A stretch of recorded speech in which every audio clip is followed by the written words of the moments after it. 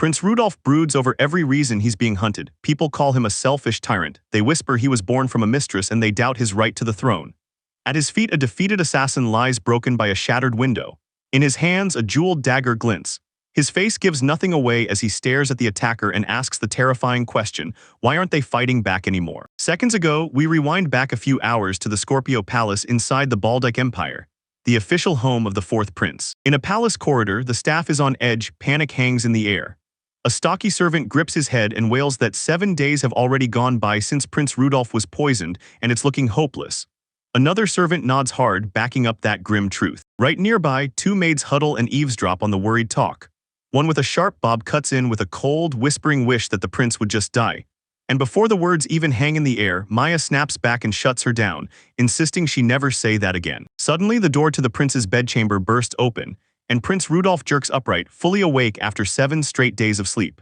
The maid gasps in pure shock, while Maya cries out that His Highness has finally stirred, and she orders the other maid to run and fetch the physician. News rockets through the palace like wildfire, servants scatter and bustle everywhere. While Rudolph stays planted beside his bed, watching the chaos with eerie calm, counting the noise in his head and thinking, they've got nothing to fear, I'm not dying. Moments later, the physician drops to his knees beside the prince's bed and starts the exam, while Rudolph stays perfectly still, letting him check every detail as the whole staff, including a still worried Maya, stands back in respectful silence. The physician fires off his questions, demanding the prince's name and age, then he rubs his own hair like he's thinking hard. Rudolph doesn't even flinch. I'm Rudolph Baldec, I'm 14. And when asked if he knows where he comes from, he answers clean and clear, I'm the 4th prince of the Baldec Empire and I'm the emperor's son. He keeps talking brutally straight. His mom was just a commoner who climbed into the imperial family, and since he's mistress's kid, every sibling and relative hates him and has tried to poison him. The servants listening can't take it and gasp in horror, begging him to stop. After the physician finishes his assessment, he tells the prince there's nothing wrong, then urges him to keep resting. The other servants mutter their agreement, wish Rudolph a speedy recovery, and file out, leaving him alone on his bed. He sat alone on his huge bed, the room suddenly silent after the staff finally left, his face calm while a storm of thoughts churned behind his eyes. He knew those servants weren't there to help him at all, they were there to spy, keeping a close eye as if waiting for the perfect moment to report his recovery back to their real masters. He knew exactly how shaky his life was. His ambitious brothers and that ruthless queen saw him as nothing but a nuisance, a problem that had to be wiped out. As he wrestled with his thoughts, 2 maids strode down the palace corridor, murmuring under their breath, until one leaned toward the other and said she couldn't shake how weird Prince Rudolph's behavior felt. A senior maid overheard the whole thing, nodded along and leaned close to Maya, because the prince's calm was plain wrong, especially after he'd nearly died. Her hand hovered at her cheek as she whispered that nobody could read his mind, and that talk of palace spies was running wild. The younger maids kept talking, and one conclusion hit like a hammer. The prince had to be terrified. No allies, no safety, and death could strike at any moment, so anxiety and fear had to be eating him alive. Unseen by them in his room, Rudolph shook under his sheets. But the prince didn't crumble in fear. He stared at his own tear-streaked reflection in a bowl of water, clamped down on his panic, and swore in silence, I won't die. He felt it with iron certainty, he'd live at least 10 more years. That confidence didn't come out of thin air. It was forged in a secret so deep it shook him to the core, because he carried knowledge nobody else had, claiming he'd been thrown back from 300 years in the future, and he even knew the history that hadn't happened yet. That poison meant to finish him off became the spark that woke everything up, because as he teetered on death's edge, memories from his old life came crashing back into his mind. He finally grasped the terrifying truth of his own existence. After dying as just an average villager in another timeline, his soul tore through time and space, then got reborn inside Rudolph First Baldy's body. He reels back on his old self and can't stand the shame. Turns out he used to be a hopeless, tyrannical prince, throwing tantrums over petty stuff like carrots, raging over nothing, screaming, cursing, and ordering his servants to carry out cruel, unreasonable demands. Alone in silence, he's sickened by the idiot he used to be, and once his memories snapped back, he's convinced the old version of himself was the worst kind of human imaginable. The truth hits him like a brick as he slumps in the dark, stuck on one brutal question. How does he live from here, when he's being watched by some cloak-wearing stranger lurking just outside his window? Suddenly, the window explodes inward as the assassin crashes through. Rudolph's eyes blow wide with terror, then clarity hits like lightning. His future knowledge will steer him. But the attacker lunges in, pins him hard to the floor, and lifts a dagger for the instant kill. An assassin clamps a blade to Rudolph's throat, demanding why the prince won't fight or even flinch. When the hooded killer decides his weird calm means nothing, he snuffs the boy's resistance and moves to end his life. Just as the dagger was about to drop, an arrow cut through the air and sank deep into the assassin's shoulder. He howled in pain, his weapon slipping from his grip, and then guards poured into the doorway, catching the whole threat in time. Rage spits from the wounded assailant as he realizes the hit failed, then he slips away back through the shattered window, while a guard calls for a chase, only to get shut down by another who demands they focus on keeping the prince safe. Right after it happens, Mrs. Tappel bolts to his side and demands, "Are you okay?" Rudolph stays put on the floor, calm as ever, and waves her and the other maid off after they clean up the glass because he needs a moment to think. After that, the prince sprawls alone in his massive bed, fingers laced behind his head as he stares up at the ceiling, lost in deep thought. A soft, relieved smile blooms across his face, and the moment the danger evaporates, just like he figured, he lets out a quiet, victorious breath. "I'm safe." He sank onto his bed, and the fear from that attack still clung to his skin, even though he knew he wasn't going to die, because someone actually tried to kill him, and that truth is pure terror. After all that, he couldn't deny it anymore. The book was real. His conviction came straight from the book itself, the Wilhelm War Record. In his old life, it had been his favorite, a massive epic that crowned Wilhelm as a hero, but it wasn't just poetry. It was a history packed with facts from 3 centuries ago, and it also laid out the poison and assassination attempt that had just been thrown at him. The memory still made him shudder, because even knowing it was coming, he never wanted to live through that nightmare again. Staring at the wreckage of his room, he relived the calm certainty he'd felt during the attack. Because the book had promised it, he knew he wouldn't die there. But the war record also spilled a terrifying truth. After those assassination attempts kept coming, Rudolph's suspicion would rot and turn him into a killer. He'd slaughter every rival, then meet his end about 10 years later, cut down at just 25. He'd go down as the cruel Emperor Rudolph, an infamous tyrant with cruelty no one could match. Then he pressed his face in terror as the truth hit. The non-stop fear and paranoia would snap his mind, warping him into the exact monster that book swore he'd become. In that future, he'd be tossed aside, hated and forgotten by everyone. He'd lash out at the world, and in the end, he'd die alone, choking on suffering. He slammed the door on that fate with everything he had, saying it to the empty room like a vow. "No, I'm living, I'll fight my destiny and survive."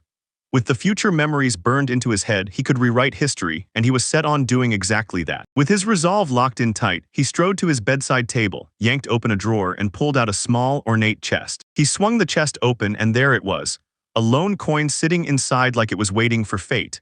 He cradled it in his palm, dreaming of the day he'd finally hand it to that one girl. This was the first move to rewriting history. He'd spot his enemies, cut them down, and burn out every rot that had been poisoning the palace from the inside. His opening move demanded intel. He needed the ledger, and nothing else would do. So he called in his head maid, Mrs. Tappel, along with her assistant Maya, and told them straight up. His work got slammed by his recent illness, and he needed the ledger from the Scorpio Palace. Tappel froze, stunned, because this kind of demand was something His Highness had never, ever asked for before. He pressed his demand, saying he'd be 15 soon and it was time he learned his official duties. Then he apologized for dumping all the work on her up to now, but Tappel waved him off, insisting he must be worn out from that assassination attempt and needed to rest, while she promised the palace was betting everything to nail down the culprit. Rudolph scoffed in his head, sure they'd just slapped the blame on someone random while one of his brothers sat there as the real mastermind, so he cut her off with a hard, final tone. "Enough, hand me the ledger." His stubborn insistence got cut off hard. Mrs. Tappel suddenly lunged forward and clamped the young prince in a crushing embrace, her face twisted with raw anguish. In the back, Maya froze, utterly startled by the sudden burst of emotion. With tears streaming, she blurted out that she was so sorry he'd been forced to survive by slaughtering his own brothers. She jerked back a little, fear flashing across her face, and reminded him she'd been his personal maid since the day he was born, swapping his diapers on his mother's orders. And with the brooch clutched to her collar, she swore him an oath. Her vow thundered through the room as she begged him to trust her, because whatever danger crawled in next, Tappel would stay right by his side. The prince didn't move at all. His gaze stayed dark, and whatever thoughts burned inside him stayed locked away. But while he listened to her roaring speech, his mind screamed a truth only the future could reveal. "So it was you, Tappel," quietly stuffing her pockets behind the scenes. The Wilhelm War record didn't leave room for doubt, dark future or not. Mrs. Tappel was always posted right beside the cruel Emperor Rudolph. It didn't hold back. She was a venomous woman who wrapped his name around her schemes just to bankroll her wild extravagance. The type who'd unleash evil even when the world was supposedly at peace. He flashes fake gratitude at Mrs. Tappel, but inside his mind, alarms blare as he springs his trap, demanding the ledger right on the spot, and her shaky performance practically screams that she's the one behind it. His resolve still ends. because if he wants the peaceful life he's dreaming of, Mrs. Tappel has to be driven out of her position. He knows he can't let her just skate past her crimes. He has to lock this down with real, undeniable proof, even while he keeps his smile plastered on and pretends it's amazing she thinks so highly of him. He flips his plan into action, loudly declaring he's doing dinner first, then orders Mrs. Tappel to stand by and explain every single thing he doesn't get after he's gone over the ledger. She looks completely rattled, stammers that she understands, and bolts out of the room. After he finishes his meal, Rudolph wipes his mouth with a napkin and instantly clocks it. Tappel is now scrambling to obliterate the evidence. Then crash. A young maid stumbles in and drops a water jug, blurting out with shaking nerves that the old handle just snapped. He flashes a smile that disarms you, then admits his room's furniture is ancient too, always creaking, always messing up. And he laughs because it's like the whole place has just been worn down to nothing. His kindness hits like a shockwave. Before he can even blink, the maid drops to her knees, blubbering apologies and swearing she'll scrub everything right now.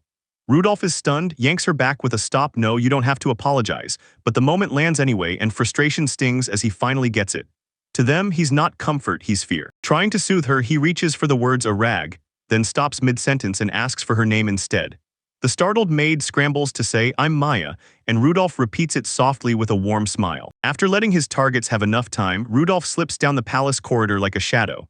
Inside, Mrs. Tappel is in full panic mode, barking at her people to get the ledger fixed before the prince finishes his post-meal walk. Then Rudolph shows up right in front of them, snapping, "Too late. Tell me, how long did you think you could keep me waiting?" He traps them in a records room. As Tappel blurts and stammers, one of her accomplices insists they were just checking the ledger for flaws, so Rudolph doesn't hesitate.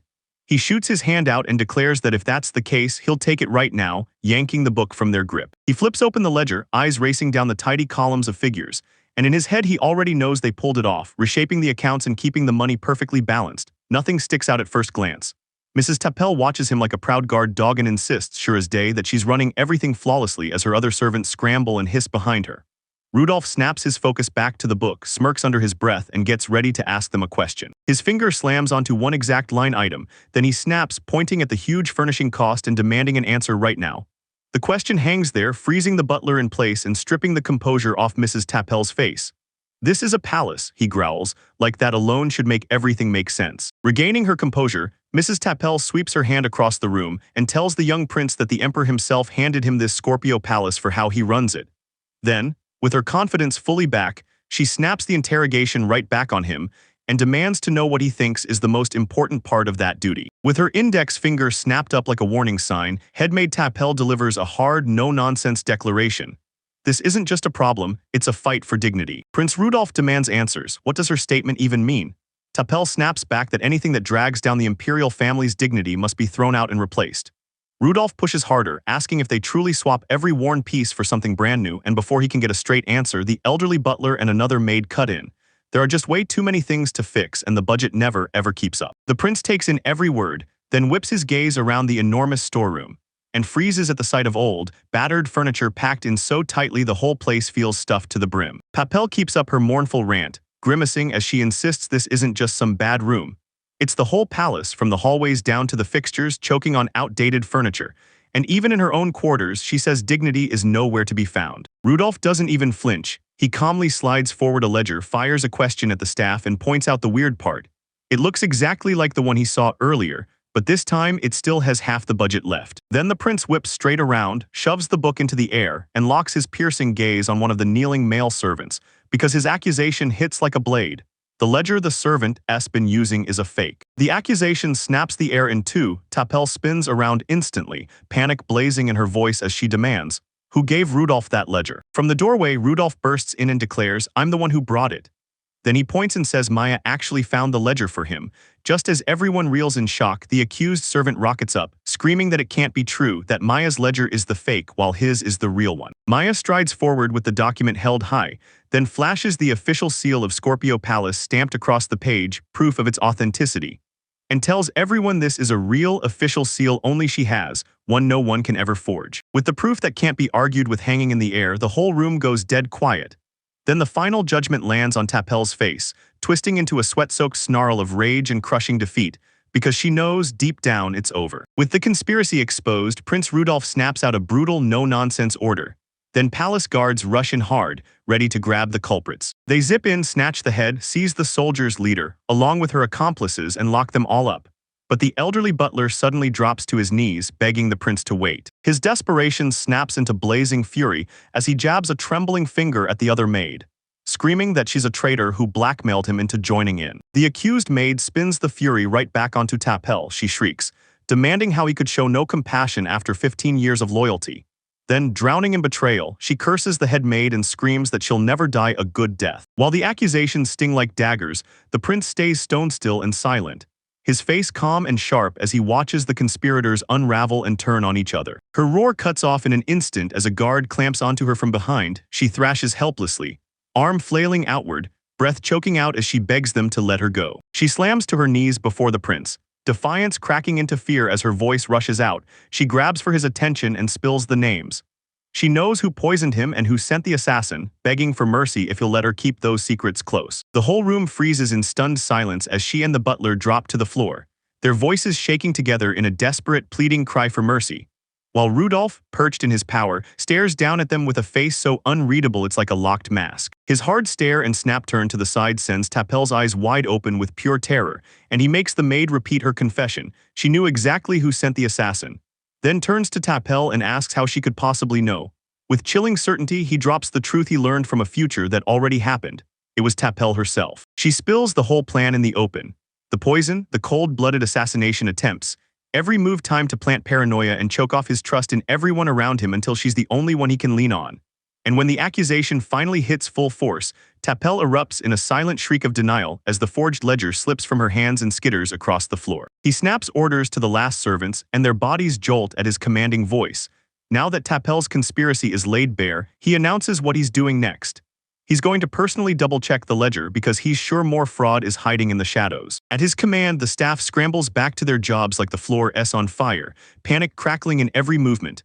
Then, as they bolt out, the old butler and Maya the maid lock eyes, worry written all over their faces. As the room finally empties, he lets his guard drop for the first real breath of relief, sighing quietly, convinced that all this recent chaos has to slow down the fake scams. But that calm mask explodes in the blink of an eye. His body jolts, he grips his chest, and sweat pours down his face as panic takes over. He finally admits it was terrifying, and he can't keep pretending to be a real tyrant anymore. He whips around to Maya, and that tyrannical mask is finally gone, rage replaced by pure sincerity, and he throws his thanks at her, saying she saved him. Maya's face flips from worry to total shock, staring at him like she can't even process why he's grateful. Then he drops a shocking bombshell. He asks her to become his personal maid, and Maya blurts out, stunned, "Are you really sure?" He nods with a solid, no-nonsense answer, and just like that, her whole life is about to flip. She lays bare the brutal truth of her new job, accusing T'Pel will brand her as a traitor in front of every other servant. Even so, with tears spilling down her face, Maya swallows the dread, thanks Prince Rudolph, and vows to give it everything she's got. Watching her disappear, he freezes and stares into his own past, realizing he became that infamous cruel emperor the moment he had nothing, no one, utterly alone with not a single trustworthy ally beside him. That memory slams into him like a promise, forging a new resolve.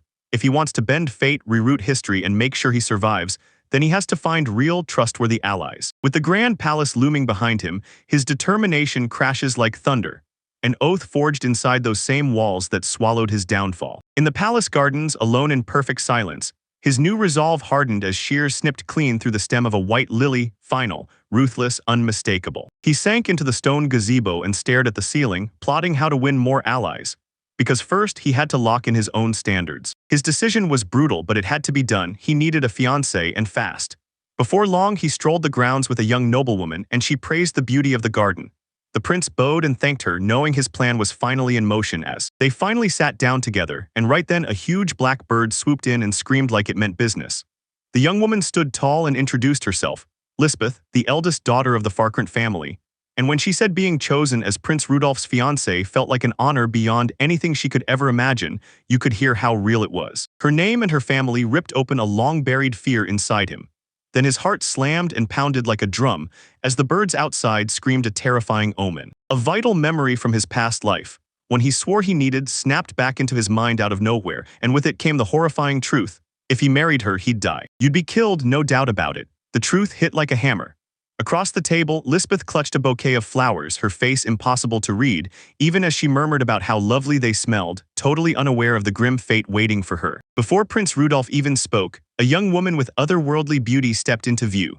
Her jet-black hair gleamed like onyx, her aquamarine eyes sparkled, and while everyone else would have called her a miracle, Rudolph felt his stomach drop with pure, profound fear. He sat rigid across from her, and outside the window behind them the garden stretched on like a silent witness.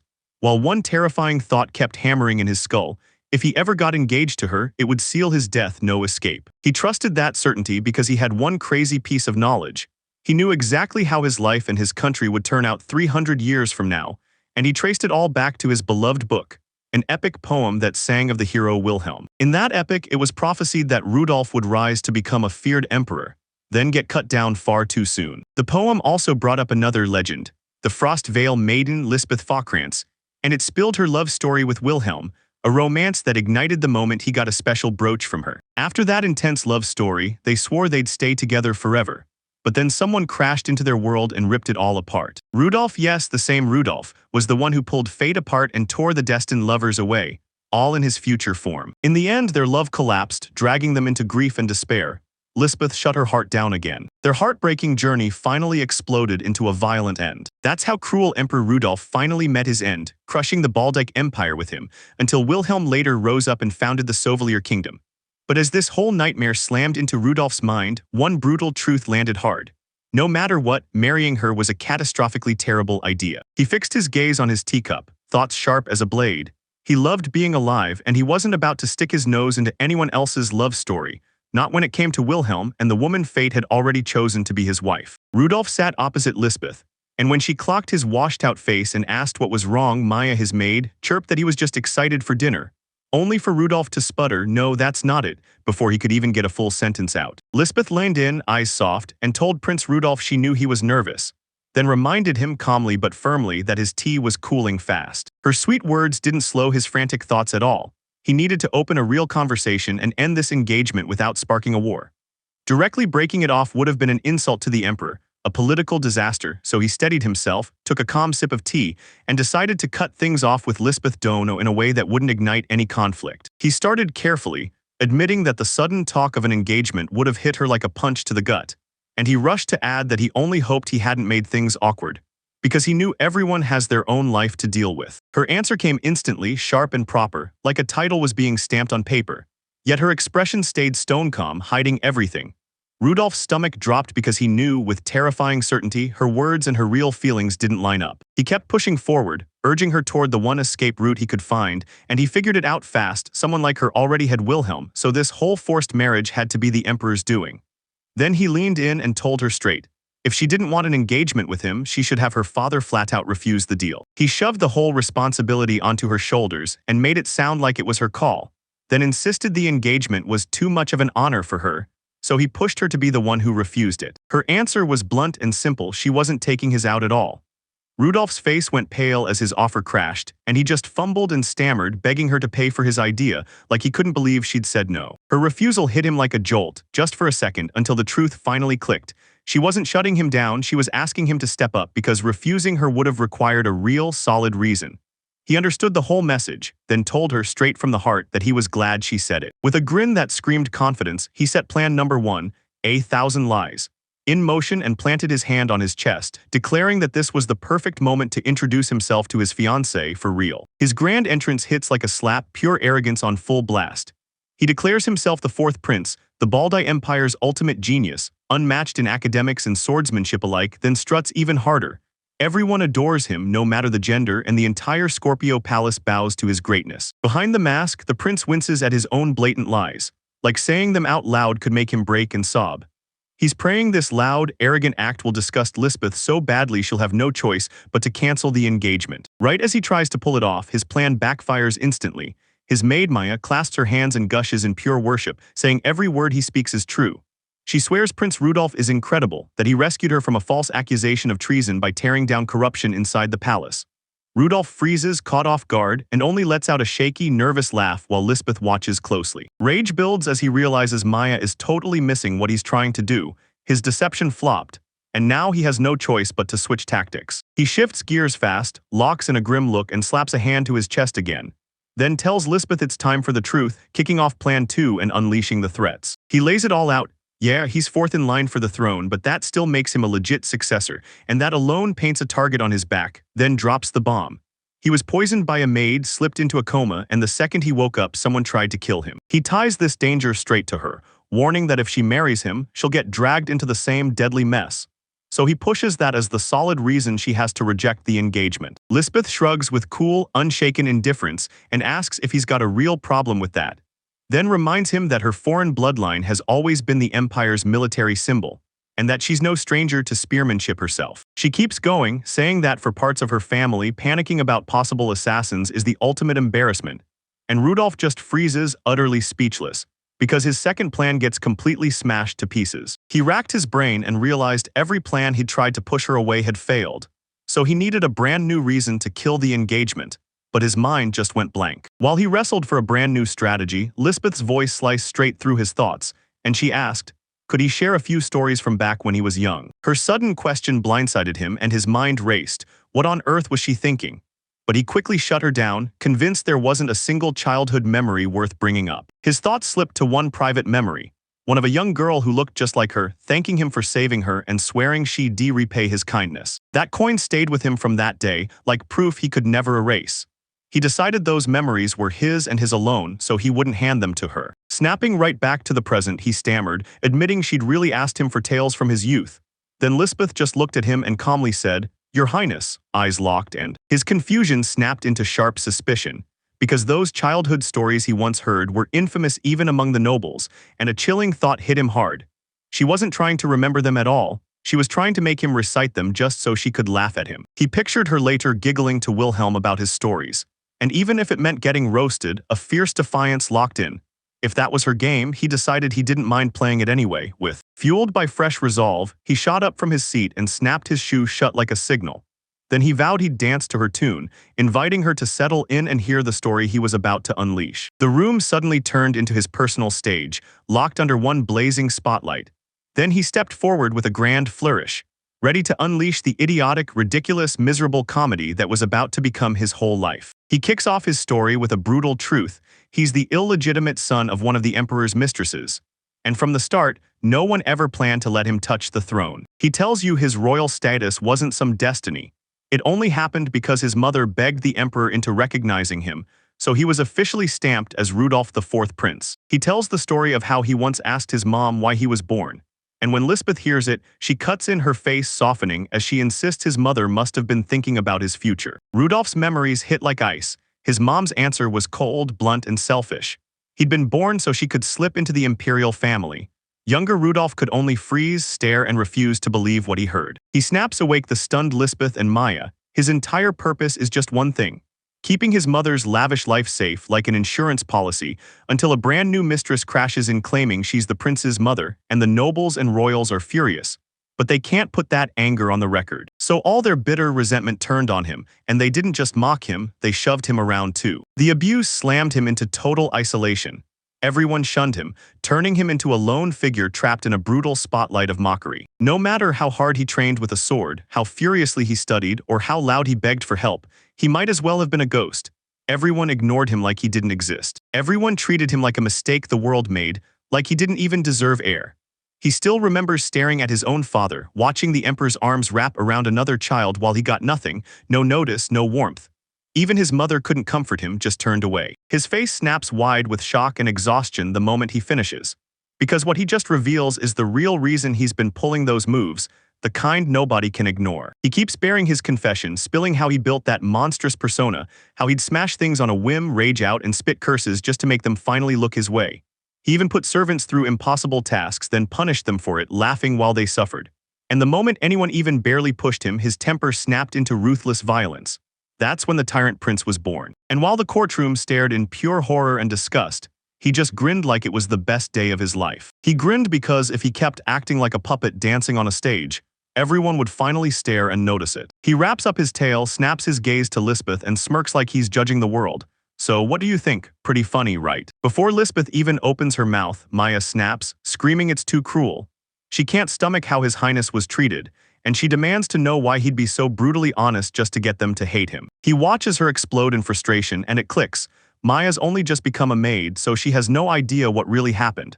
And once the truth finally hits, her rage fades into pity for him. As Maya blurts out her worries, her concern keeps swelling, because she can't shake the thought that the frost-veiled maiden would never, ever say yes to a man so pitiful. But Lisbeth doesn't recoil or shut him out. Her eyes flood with tears and they spill down her face as the moment hits her. Her silent sobs blindside Rudolph and he whips around, eyes stretched wide, stunned, totally lost. Caught off guard, he blurts out a frantic apology for going on, then still flustered, he digs into his uniform and offers her his handkerchief, like it might save the moment. The second that raw vulnerability faded, he snapped the offered handkerchief right back into his pocket. In a panic to flip the mood, he pulls a handful of gold coins out of thin air. Clink, clink, clink, as they tumble down, and right as the sight hits, Maya startles and bursts into a gasp while Lisbeth stays seated, eyes locked on him. Maya instantly grills him about the gold coin, but he shrugs her off. His eyes stay locked on Lisbeth, still rattled. So he awkwardly hands her the handkerchief again, fumbling like he can't catch his own nerves. As she wipes at her tears, he whips around and turns away fast, saying coldly that they're nothing to do with him. Staring at the empty teacups on the table, Maya declares it's time to wrap up this meeting. As they stride down the palace corridor, Rudolph can't stop spinning in confusion. He blurts out that he has no clue why Lisbeth was crying, wondering if his story was so entertaining it actually crushed her with tears. Behind them, Lisbeth simply watches them go, her face calm, smart, and impossible to read. Outside by her carriage, Rudolph steps up and formally thanks Lisbeth for her time, then urges her to think over his engagement proposal and send her answer by letter once she's made up her mind. She doubts why a letter even matters, and he softly pushes back, begging her to slow down, breathe, and think it through carefully. He tells himself this plan would help her refuse him without a messy face-to-face confrontation. Then Lisbeth slices right through his thoughts and snaps, "You won't need to." Locking eyes with sudden, razor-sharp resolve, she blurts out the last thing anyone expects. "I'll accept the engagement." Her sudden acceptance slams Prince Rudolph like thunder, eyes flying wide in total disbelief. His brain totally short-circuiting from the shock of what just happened. He whips around to face Lisbeth, voice shaking as he blurts out why she'd ever say yes, and right next to him Maya squeezes her hands together, grinning like the world's finally gone right, while Lisbeth readies herself to deliver her formal answer. She tilts her head in humble admission of her own inexperience, then politely asks for his patience and support in their new arrangement. And those careful words hit Rudolph like a punch, making him stagger back, wobble on his feet, while Maya cheers like his success is real. Panic slams into his mind, and he grabs his head as cold sweat erupts. Because that terrifying thought locks in. He's not just in danger, he's about to die, and he can't make sense of how everything spiraled out of his control this fast. While the prince's chaos fades for a second, Lisbeth locks eyes with Maya and finally reveals the truth, sharp, fearless, and impressed as she praises her for a job perfectly done. Maya's bright smile drops to something deadly serious, and she snaps into attention to take Lisbeth-sama's next order. Keep watching. 3 days have slammed by since Prince Rudolph got engaged to the Frost Veil Maiden, and Lisbeth is still right there. The woman who's fated to end his life someday. He won't let her take his life, period. So he figures the smartest move is keeping his distance, dodging her wrath because he has no clue what she really thinks of him, or at least that's what he's telling himself. He blinks and suddenly he's back in his room, his whole body throbbing, wrapped up in bandages, while Lisbeth sits there carefully rewrapping his arm like it's her mission. And inside his head, panic and confusion slam together as he screams at himself. How did I end up like this? Panic surges in his chest as he can't stop asking why the man who'll kill him later is sitting in his room. Then Lisbeth finishes wrapping the bandages, raises a spoon of soup, and tells him it's packed with medicinal herbs to speed up his recovery, all while commanding him, "Now open wide." All flustered by how sweetly she fusses over him, he stammers that she doesn't have to feed him, and blurts out apologies because he hates how much he made her worry. With a strained grin, he scrambles to play it off, claiming he's just clumsy and only heard himself tumble down the stairs, insisting it's no big deal because this always happens.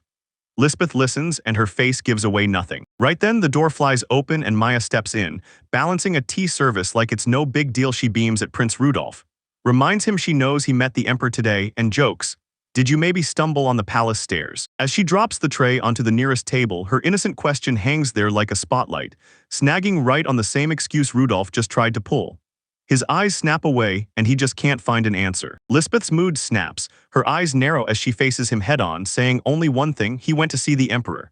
Then she zeroes in, demanding the truth, why he's so badly hurt, who attacked him, and what twisted motive drove them. Even as he tries to tell himself his injuries aren't a big deal, a sharp memory hits like a punch. His brutal beating in that grand hall, where several men pounded him until he crumpled, coughing against the cold stone floor. His mind snaps back to the assault.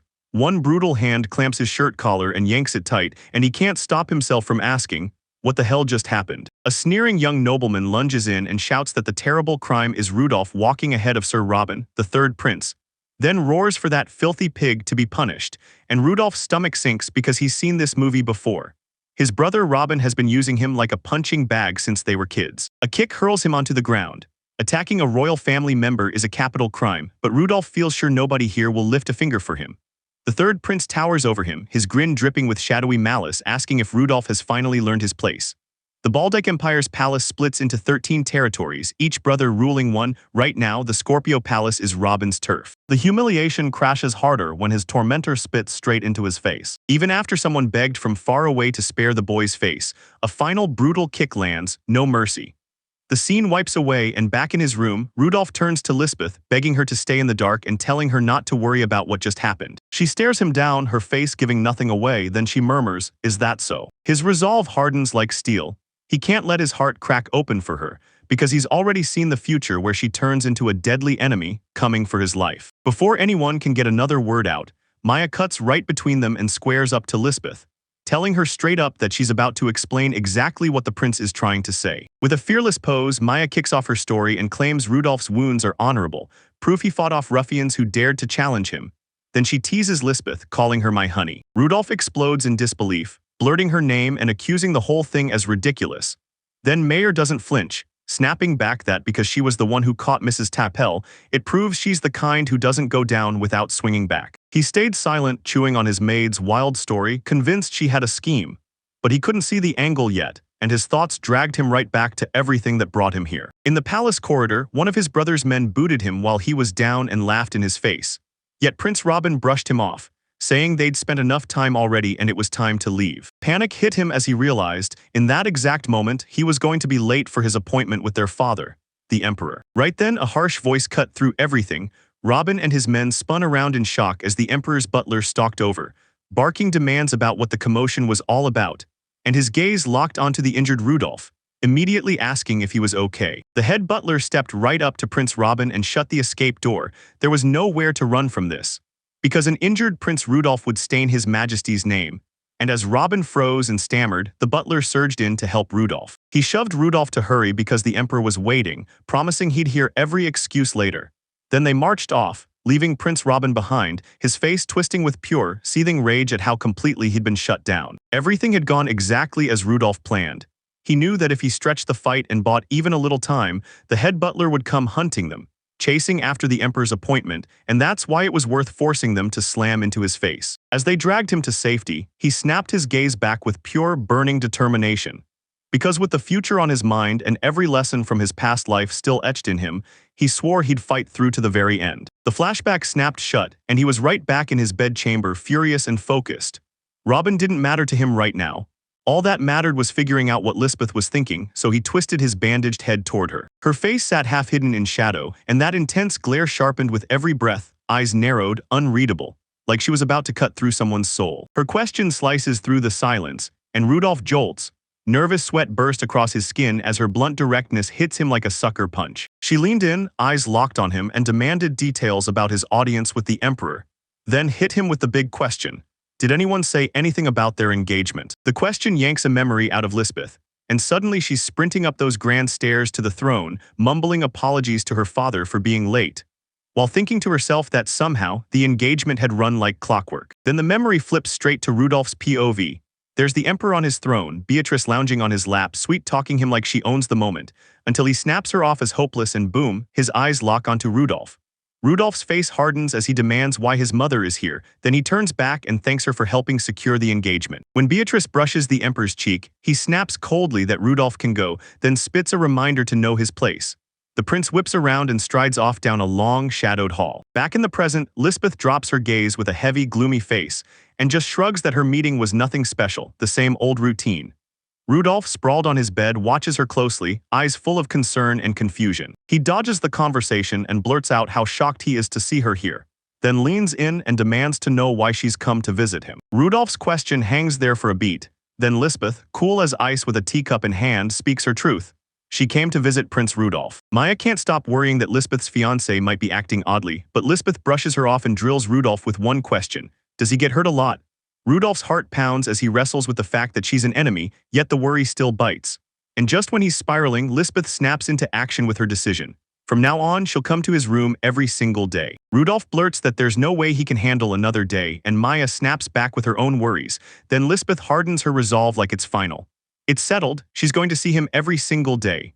Rudolph just freezes, stunned beyond words. He felt utterly trapped, like a butterfly snagged in a spider's web, slowly getting boxed in with nowhere left to go. That same night, the full moon hung overhead like a spotlight. The Falkrantz match still burned under bright lights, like the whole arena refused to go dark. In one of those lavish rooms, a voice rained down its gratitude. Thank you, Maya. It was Lisbeth who spilled the truth. Thanks to Maya being Rudolph's personal maid, she could finally slip in close to him. Then Lisbeth ordered, keep watching the prince. Maya dipped her head, voice steady, as you wish, Lisbeth Sama. Maya watched her mistress, Lisbeth, and her face melted into this dreamy, love-struck stare. Then she let out a shaky sigh, lost in thoughts of Prince Rudolph, his regal presence, his amber eyes, and that gentle voice that could melt anyone's body and soul. Maya tried to shake her back to reality, but it was clear her feelings were written all over her face. She teased Lisbeth, straight up asking why, if she truly loved him, she couldn't be a little warmer, and Maya guessed the prince must have been thrown off by her weird vibe. Lisbeth blurted that maybe she hadn't been so unfriendly after all. Then she remembered how she'd kept a stone-cold poker face the whole time. Maya admitted her face and her words have been flat-out ice-cold and pushing everyone away, both on that recent visit and the time before, and Lisbeth could barely process it. Overwhelmed and shaking, she snapped in raw frustration, screaming that there was nothing she could do about it, and then admitted with a burst of truth that she's had a crush on him for ages. She finally spilled the truth. Every time she tries to talk to him, panic slams into her, her thoughts wipe clean, and her face tightens up like it can't breathe. Maya stared at her, stunned that Lisbeth, who looked so fearless, was secretly that shy, and she could barely believe the woman actually chose to visit the palace every single day while falling apart like that. Her maid, Maya's voice brightens with praise for the courage it took to confess, but you can hear the worry underneath, like she's terrified of what's about to hit next. Lisbeth shuts the whole idea of courage down, grabs a massive, ornate glaive, and snaps that going to see him every day isn't bravery, it's survival, because she can't ever forgive what he's done. Rage flares as she swings the weapon into view. She swears she'll protect Rudolph and make anyone who hurt him crumble to rust on her blade, because she won't spare them, and she won't forgive herself for staying blind to his pain for so long. Maya freezes at the sudden outburst, then quickly steps in to soothe her, insisting this attack was a fluke, and points out the real threat is probably the third prince since he won't even step into the Scorpio Palace. Then she begs Lisbeth to put that deadly weapon away. She puffs out her chest, burning with pride, and tells everyone that ever since Mrs. Table's incident, nobody dares disrespect Prince Rudolph. And she even brags with personal certainty that she's wiped out those threats for good. That smug little show earns her a sharp cheek pinch from an annoyed Lisbeth, who snaps that she wants to know why she's showing off. Undeterred, Maya smirks and tells Lisbeth the real reason for the daily visits. This isn't protection, it's a daily date every single day. And the moment those words land, Lisbeth short-circuits completely, flustered to the bone. The thought completely smashes her composure. Lisbeth crumples to the ground, sobbing that she can't possibly do it, but Maya grips her hard and forces her back up, roaring that she will speak with the prince, and she has to do it right now. Maya's encouragement hits, and Lisbeth hauls herself to her feet, still shaky, but she nods quietly, admitting that something huge is coming in just 1 week. She admits the whole event is her birthday party, and she's planning to dance with Prince Rudolph himself. The moment hits her, and heat floods her face as a mix of pure joy and crushing nerves threatens to knock her out cold. She steadies her breath, forcing herself to get ready while Maya watches wide-eyed. She playfully pins Maya to the ground and bursts out laughing, finally getting payback for that earlier teasing, while Maya yelps in fake agony and reminds her, "I'm your master, whether you like it or not." Meanwhile, in his own chambers, Prince Rudolph stays awake, trapped in a restless spiral of thoughts about that same young woman, and he can't stop asking himself, is she really the Frostville maiden from the Epic of Wilhelm? He studies her icy vibe and something feels horribly wrong. This visit wasn't just duty, not for a second. The prince twists in his bed, chewing on a terrifying thought. His head maid's downfall and his hunt for a fiancée didn't get written into any future history.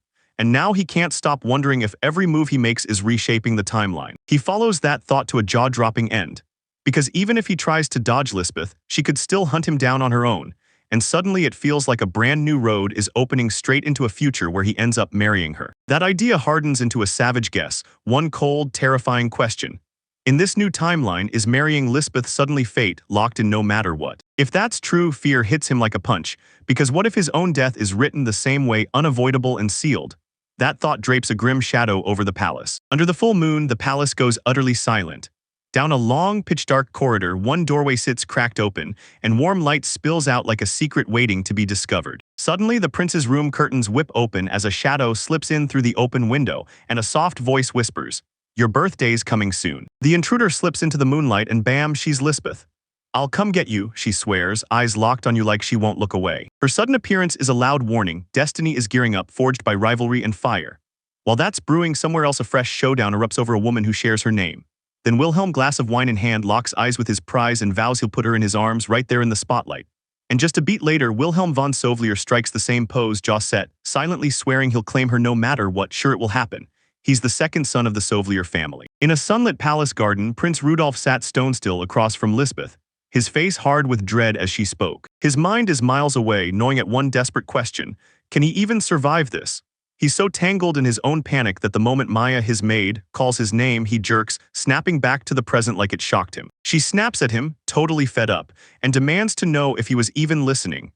Then Maya reminds him that Lisbeth went out of her way to tell him about his own birthday party coming up. When Rudolf starts to back out, Maya shuts it down fast. He doesn't get to refuse. The party's being thrown by his fiancée, and she makes it crystal clear. Showing up with another woman would be brutally rude.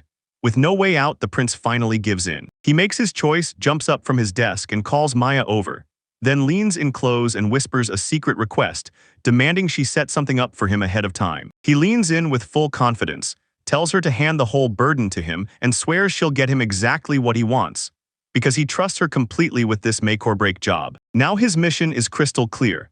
At Lisbeth's birthday party, he has to spend every last drop of charm to win her over. The event is going down at this massive, sprawling estate, where every towering wall screams wealth, power, and pure dominance. Right when Rudolph arrives, Marquis Douglas and Mrs. Teresa, the heads of the Fackrant family, roll out the welcome, and the Marquis' hard, intimidating stare instantly rattles the young prince, but Rudolph still forces out a polite thank you for the invitation. He trails behind Mrs. Fackrant up a towering staircase as she loudly calls for her daughter, announcing him to the world, and when his eyes lock on Lisbeth, Rudolph's steel resolve snaps into action.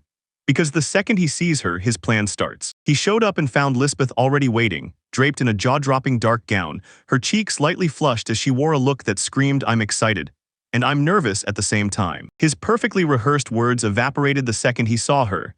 His mind went blank. A brutal blush surged across his face, and his composure snapped like glass. She stayed perfectly poised, flashing a graceful curtsy and thanking Prince Rudolph for showing up in a gentle voice. He stammered back, blurting that the pleasure was his alone, so stiff with shock he could barely move. Lisbeth's mother let out a warm little laugh, then swept the young couple through the grand hall and straight into a private drawing room. She urged them to settle in, swearing the party wasn't starting anytime soon. Then she slipped out and shut the door behind her with a soft click. That sharp click of the latch snapped through the heavy silence. And right there, in that huge fancy room, Rudolph and Lisbeth stood awkwardly miles apart. His heart went off like a drumline. Every speech he'd rehearsed vanished. His mind turned to pure white noise, and suddenly he had no idea what he was even supposed to say. They both blurted at the exact same second, awkward silence hanging there like a threat. A jolt of panic hit him at once. He thought, jinx. Then he snapped into motion, waving her on fast and pushing the lead onto Lisbeth Dono. She had to go first. Still rattled, he ditched every pretend plan and blurted out his first real thought, straight to Lisbeth Dono. "You look insanely beautiful." Her eyes went wide, and for a beat, everything went silent.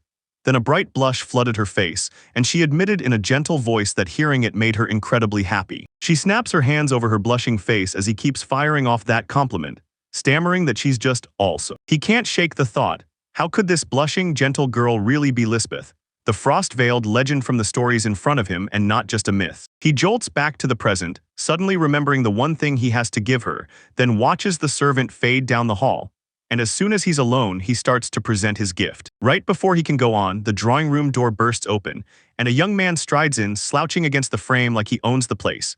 Then calls Lisbeth by name with the kind of easy, familiar confidence that makes the room go still. The newcomer tells Lisbeth he's been worried sick because she's gone silent, then drops the crazy line that she's even more beautiful than usual right as a bolt of shock hits Rudolph. Because this isn't just any stranger. It's Wilhelm, the legendary hero from the epic, fading back into the world to be with Lisbeth. Then the hero whips his focus to Rudolph, slaps a hand on his shoulder, and makes a sharp little comment that Lisbeth has a pretty good idea. He leans in so close his breath feels like a threat, voice sinking into a low, smug drawl. Then he fires like Rudolph can't read the room, and tells the prince to step aside even though he doesn't know his name. With a sharp shove, Wilhelm shoves Rudolph aside, and the prince stumbles back as the bitter truth hits him like a punch.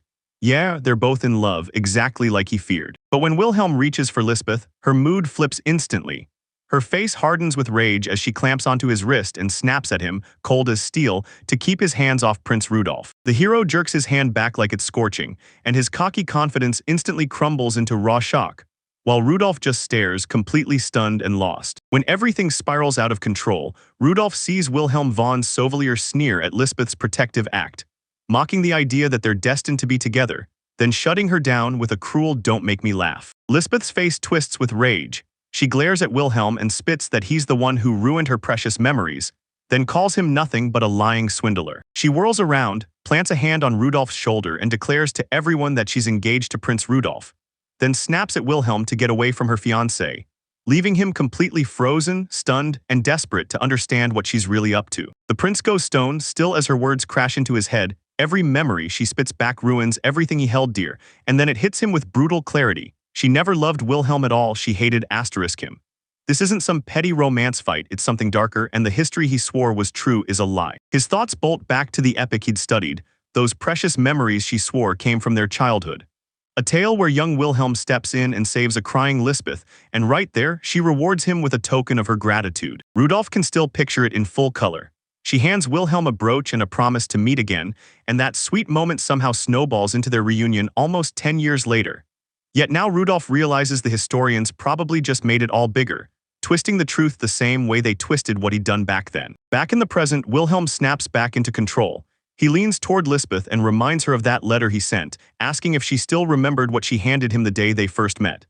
Then he flashes a confident smirk, whips out a jeweled pin, and basically says, "Yeah, I remember exactly what you gave me." In the flash of a glittering object in his hands, Lisbeth jabs a sharp, accusatory finger at him and declares, 100% sure, that it isn't a brooch at all. Wilhelm jerks back and mutters that it's impossible. He swears someone handed him the brooch. But Lisbeth barrels in and shuts him down, accusing him of lying to her and saying she doesn't want to hear his excuses, while Rudolph watches the whole foundation of Wilhelm's certainty crack apart. Her judgment lands, and Lisbeth calmly tells Wilhelm she's gone, delivering one last order. He must never show his face to her again. Those words hit Wilhelm like a punch to the gut, freezing him in pure, speechless horror. Still reeling from the public rejection, Rudolph watches as Lisbeth snaps away from the scene, her whole posture screaming that it's over. As she storms off, he's left standing there, alone with his racing thoughts, unable to wrap his head around what just hit him, muttering that this ending is nothing like the one he swears he remembers from history. His thoughts sprint, hammering one wild question: did his own move rewrite the past? He swats that fear away fast because what he's doing right now can't possibly reach back and change what already happened. He slams into a far darker truth. The brooch story was total fiction. Wilhelm realizes historians probably spun Wilhelm and Lisbeth's connection into a flashier, more savage epic, then cooked up lies about his own past behavior just to make it sound bigger. His mind snaps back to the story he once swallowed whole. Because sure, the record claims Wilhelm was chasing Lisbeth, but the truth hits harder. It's this awkward, one-sided mess where she shows up with Rudolph as her fiancé and shuts down Wilhelm's love confession cold. He jolts in shock, because in this new timeline, he's the very man history says kidnapped Lisbeth from Wilhelm. The truth hits him like a wrecking ball. Wilhelm doesn't just dislike him, he despises him with burning intensity, and he can't shake the fear that Wilhelm might have him assassinated for sheer revenge, emperor or not. Rattled out of his thoughts, he snaps to it. This danger is too big to ignore. He heads straight to Lisbeth, asks forgiveness for prying, then pushes his point. He has to understand what Wilhelm's relationship is really about. She whips around to face him, sorrow crashing through her, tears spilling fast as she apologizes for every bit of trouble she's caused. Then she drops the gut punch request to end their engagement. He freezes, totally stunned by her words, then pushes the question, does she and Wilhelm really go way back? He keeps pressing until she admits she's dead set on ending their engagement.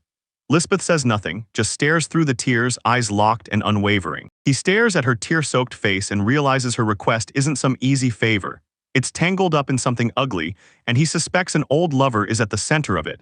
So he leans in and begs her to spill every detail, because he needs to know what's haunting her so badly. As the words spill from his mouth, doubt claws at him. Why is he digging into this?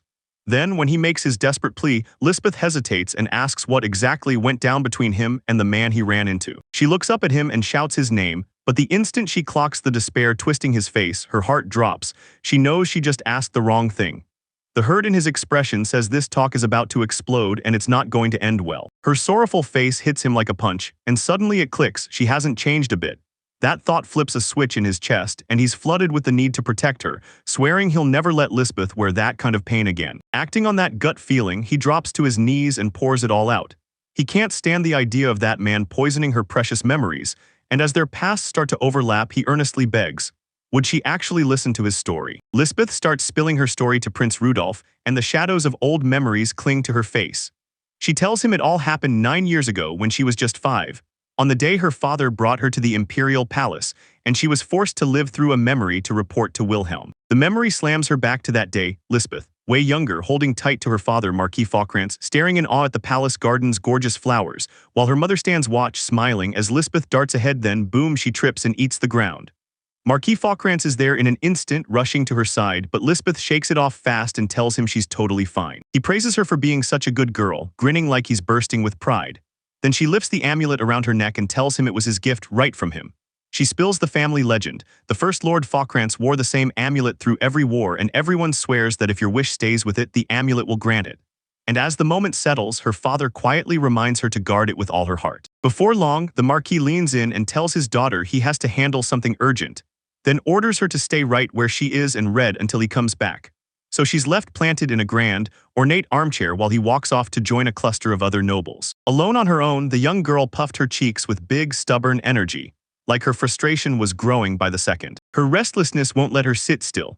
She slides off that massive chair and starts prowling the palace halls, muttering where the garden could be as she drifts past towering suits of armor and down long, winding lawn corridors. She wanders without a plan until she stumbles into a huge, empty hall, and when she finally realizes she's totally lost, she shouts for help.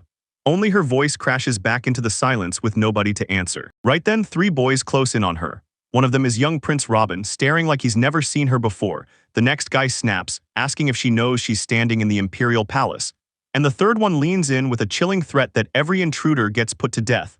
Lisbeth's face instantly drains of color, fear hitting hard. Prince Robin shushed his companion the second he spotted her fancy clothes. Only a guest's daughter would dress like that. Then his smile turned cruel with amusement, and he told them plain. He'd been hunting someone to try out his new sword skills, so he ordered his 2 retainers to grab the girl. When they surged toward her, Lisbeth screamed in full-on terror. She whips around and bolts down the hall, mind screaming with confusion and terror. Why are they chasing her? Behind her, the retainers roar at her to stop stumbling and yell for others to cut her off. She tore through the glittering palace halls, sobbing for help. Then a hand snapped out like lightning, clamped her wrist, and yanked her to a brutal stop. The hand yanked her into a cramped, cluttered room the exact second her pursuers burst past the doorway, one man barking, "Where did she go?" while the other snarled that he'd lose his carriage privileges if he screwed up.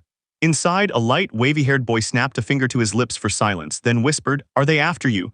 and soothed her, telling her not to worry. He flashed a calm smile and swore she'd be safe. No one would ever find her in here. Then he slipped to the door, leaned out, and checked the hallway himself. Coast was clear. He spun back to the young girl and demanded where she'd been trying to go, and she froze, hesitating hard, before starting to explain, eyes full of doubt. He swept her into a sun-bathed garden bursting with blooming flowers, and the girl gasped like she'd just seen magic. Then she nervously asked if she could pick a few, and he simply nodded, letting her with a warm yes before they settled side by side and arranged the blossoms in peaceful, blissful silence. 2 kids sat side by side on the grass, flowers all around them, soaking up a rare, peaceful breath before the world kicked back in. With a bright, happy grin, she slid the flower crown she'd woven right onto his head, and when he saw her again, pure joy lit up his face. His grin snapped out of existence. His eyes blew wide in panic as 2 figures surged toward him from the distance. His older brother, Prince Robin, and one of his retainers. Without a second's hesitation, he slammed the girl into a thick, leafy bush, shoved her hard, and hissed for her to stay silent, because she must not come out no matter what. They burst from their hiding place just to watch Prince Robin stroll in, casually propping himself on one of his retainers like it was nothing. Robin scoffed and muttered who on earth would be allowed in this garden. The other retainer only smirked, cruel as ever, and said it didn't matter, because yeah, he was a nice guy. He refused to budge as his older brother, Prince Robin, swooped in, sitting cocky on a retainer's back. then sneered at him, calling him a pig and barking whether he'd spotted a girl their age around, while Lisbeth, hidden behind a tree, stared in silence unseen. He calmly denied it, eyes locked on the ground like he didn't care, and the second he lied, Lisbeth's surprise snapped into place. Meanwhile, Robin's sneering retainer watched the whole thing as the prince pretended to buy it and brushed the issue aside. His brother's fake smile cracked in a heartbeat. Robin snapped, "I knew it was a lie," and sneered that someone like Rudolph would drown in deception without even thinking. Then Robin swung hard, clocking Rudolph across the face, and the poor kid got launched through the... As he staggered back, clutching his bruised cheek, Robin shot his finger out and snapped at his retainers to pin him in place, cold as ice.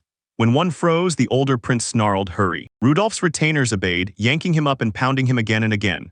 One growled that he had to tell them where the girl was, swearing they'd stop the beatings if he talked.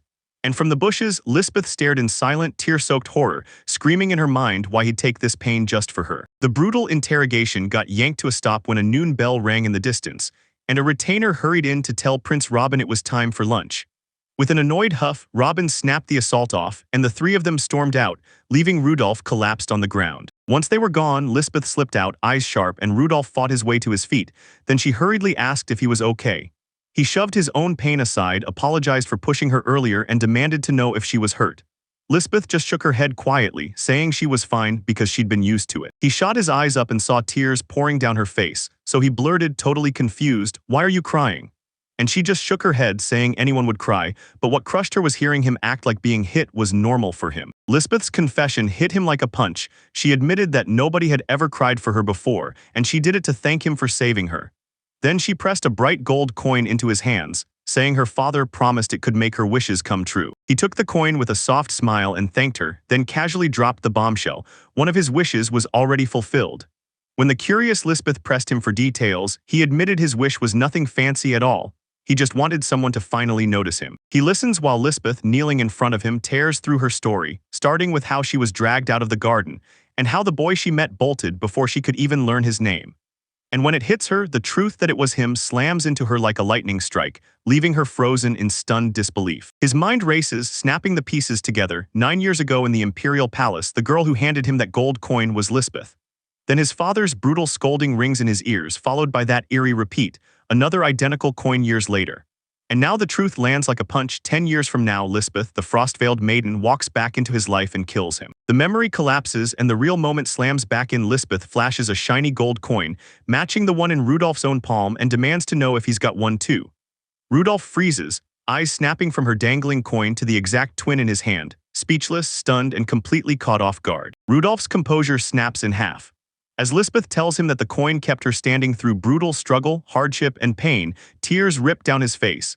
His whole body shaking like her words, and his memories are crushing him from the inside. Overwhelmed by emotion, he surges forward and locks her in a tight embrace, then blurts that it all came down to that coin, and to the memories of her that kept him standing firm through every one of his trials. He thanks her for saving him and for always seeing him, and Lisbeth, tears streaming down her face, admits it's mutual and that she's been dying to tell her how grateful she is.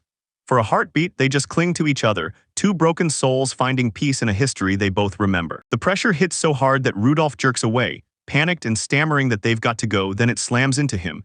His own birthday party is underway. He bolts for the door and dashes off, leaving a stunned Lisbeth frozen in place. Before he leaves, he stops dead, spins back, and locks eyes with her, serious as stone. He asks about a man named Wilhelm and where she stands with him. Lisbeth's smile dies. Shame clouds her gaze as she whispers that he's proof of my stupidity. The cryptic answer lingers, and then Rudolph turns and strides off alone into a long, pitch-black corridor. Elsewhere, Wilhelm von Sovlier balls his fist and his thoughts sprint. Why are things veering off his perfect plan? He refuses to believe he could be wrong. Then, just for a blink, Lisbeth marrying Rudolph slams into his mind. He grimaces hard, brushes it off, and forces himself to believe it's fine. His conviction hardens into iron. He declares the future will play out exactly his way. Rudolph has no tomorrow, and he'll be killed by Lisbeth. The words slam into Rudolph like a punch to the gut. And the worst part, he's not the only one who knows the future. Lisbeth finally starts spilling everything to Rudolph, saying her foolish self met Wilhelm at a party almost a year ago, standing alone in a huge hall, overwhelmed as nobles swarmed and pleaded with her by name, begging for her attention. Nobles swarm her in a frenzy, one pushing his son's dance request, another pleading for a song, yet their relentless pressure only makes her snap, telling every last one of them to get out of her face. She lets out a tired sigh and can't shake how helpless she felt back then. Since she wasn't an adult yet, she couldn't hire a spy or an investigator, and she's running out of road fast. 8 long years had gone by since she'd been unable to meet the person from her memories. And in that quiet, crushing desperation, it finally hit. She found them. Right then, a young man with reddish hair steps out onto the balcony, clutching one white rose, and with a grin that screams confidence, he calls out that their long-awaited moment is here, declaring she's his destined soulmate. She glares at him with full suspicion, unimpressed by a single word, and asks who he even is, then snaps that she wants nothing to do with shallow men reeking of dishonesty. He just laughs it off, saying her words are brutally harsh. Then he fires back, asking if she could have really forgotten that heavenly moment 8 years ago, laughing and playing together in the Imperial Garden, where a white jasmine bloomed like a miracle, and the question hits her so hard she can't even react. He keeps talking, saying he's the only one in his family with that wild hair color, which had people whispering rumors for years. To shut the gossip down, he dyed in red. And when she asks what his original color was, he admits it was the exact same shade as the moment they first met. That memory hits the younger Lisbeth like a punch. She gasps, stunned, because he says it again. At last we met my destined soulmate. Then back in the present, Lisbeth breaks down to Rudolph, admitting her yearning was so fierce it fogged her judgment and made her trust him completely. She shuts her thought down and tells the silent Rudolph everything. Since that day, she's been meeting Wilhelm on a regular schedule. Only she keeps it simple, just tea, about once a month. He grits his teeth, frustrated to the bone, even though he can't put the reason into words.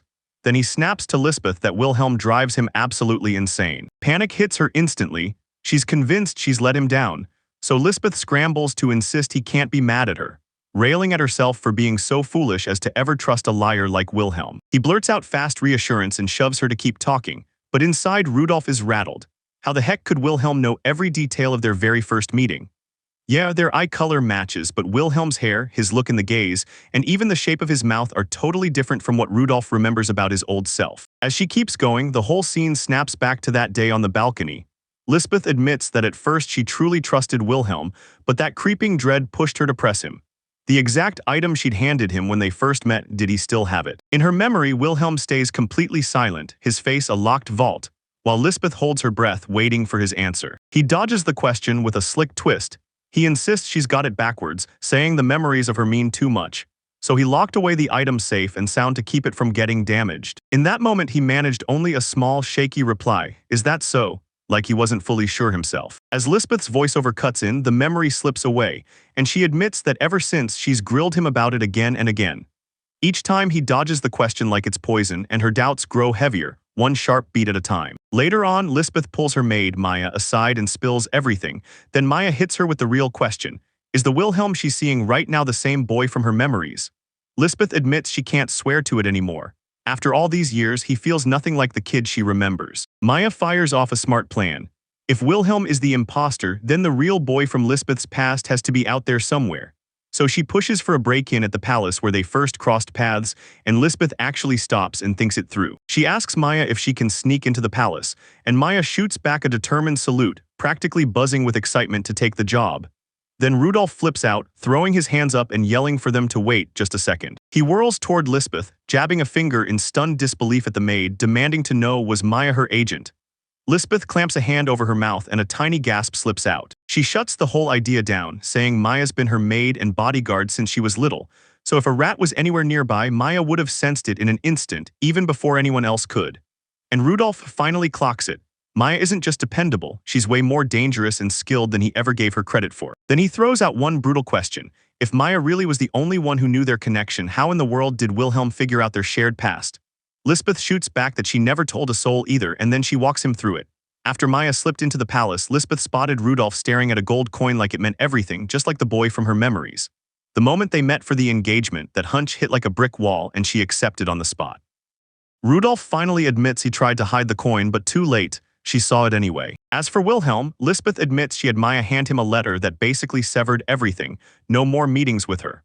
Wilhelm hears it and freezes in pure disbelief, shouting how brutal and sudden the decision is. Right there in the doorway, Maya stops him in his tracks and asks a challenge. Can he name the item Lisbeth gave him the very first day they met? His face hardens the moment he remembers that day. He blurts out that Lisbeth gave him the brooch. Maya's grin spreads like the pieces finally click, while Lisbeth listens in silence, her eyes locked on the truth with grim determination. Right back in the present, Lisbeth finishes her tale, drops her last piece of evidence, And in an instant, it's clear. The man calling himself Wilhelm has been lying to her the whole time. He whips around, thoughts sprinting, and demands answers. Why does Wilhelm know those details but miss the rest? Then a wild theory hits him. What if Wilhelm was at the palace that day too, watching them play in the garden? He thinks Wilhelm must have caught her handing him something, just not enough for him to clearly make out what it was, and that's why he dodges every question until the very last second when he blurts out a brooch like he's begging to be believed. Even if parts of it still itch at him, the pieces finally click, but now the real shock lands. Why would Wilhelm go to all that trouble unless the truth is hiding somewhere else? He weighed the brutal power of the Fakrant Marquis clan, the Empire's own battleborn prestige, and he knew every royal or aristocrat who wanted to seize the throne would crave that force. In the original timeline, after the last emperor died, Wilhelm rode their backing straight through the chaos, crushed the empire, and crowned himself over a brand new kingdom. So marrying Lisbeth wasn't just a romance to him. It was how he locked in that same unstoppable power for himself. A cold, creeping thought slammed into his mind. What if the fake Wilhelm scheme was secretly baiting Lisbeth to assassinate him? Lisbeth's self-deprecating laughter snapped his thoughts in half. She even said he must be disappointed in some foolish woman like her. Rudolph shot that idea down at once, insisting she wasn't to blame at all.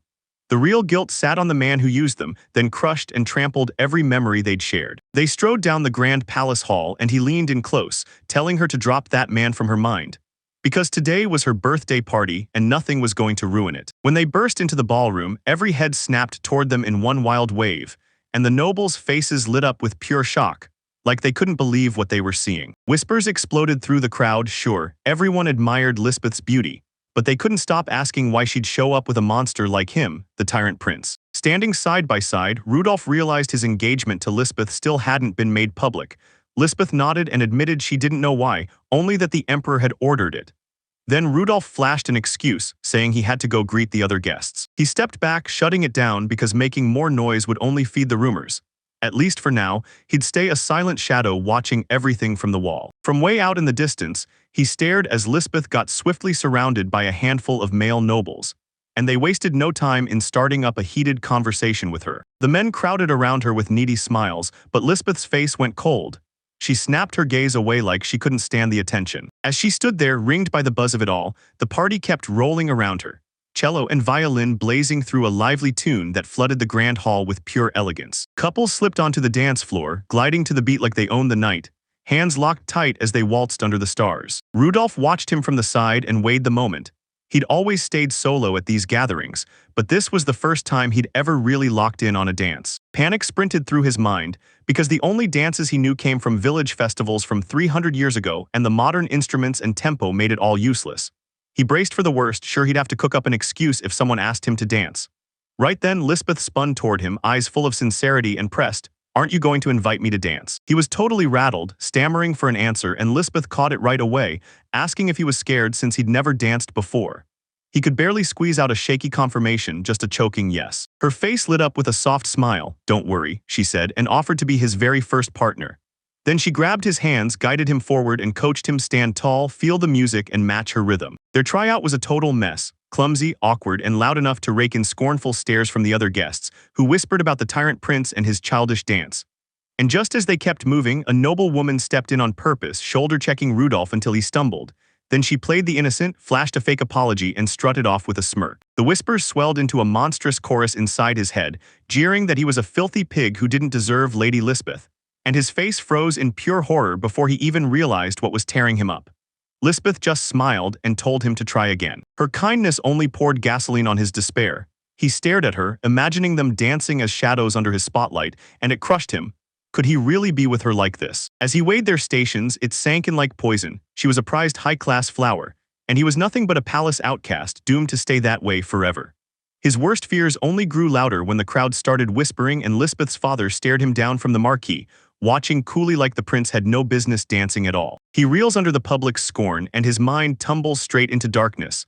Then bam, the image of Wilhelm, crowned and ruthless, slashes across his thoughts, and in that moment one desperate question hits him hard.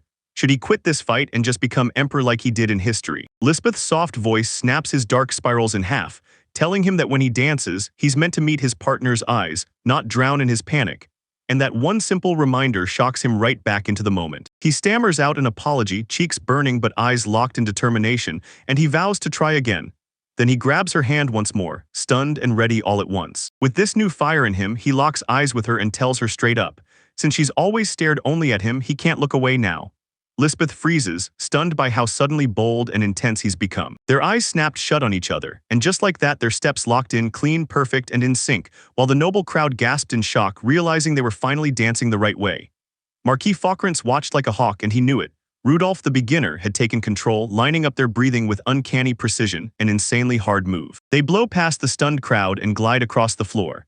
And at last a real, joyful grin cracks across Rudolph's face as they move in perfect sync. In that exact moment, nothing else exists. Both of them shut their eyes, then burst into laughter, riding the pure rush of a dance that swallows them whole. The music hits its grand finale, and they slam into one last killer pose. Then the hall, packed with mockery moments ago, erupts in thunderous applause. Rudolph finally drops onto a chair, panting like he just survived a storm, sheer relief flooding him. He actually pulled it off without humiliating Lisbeth.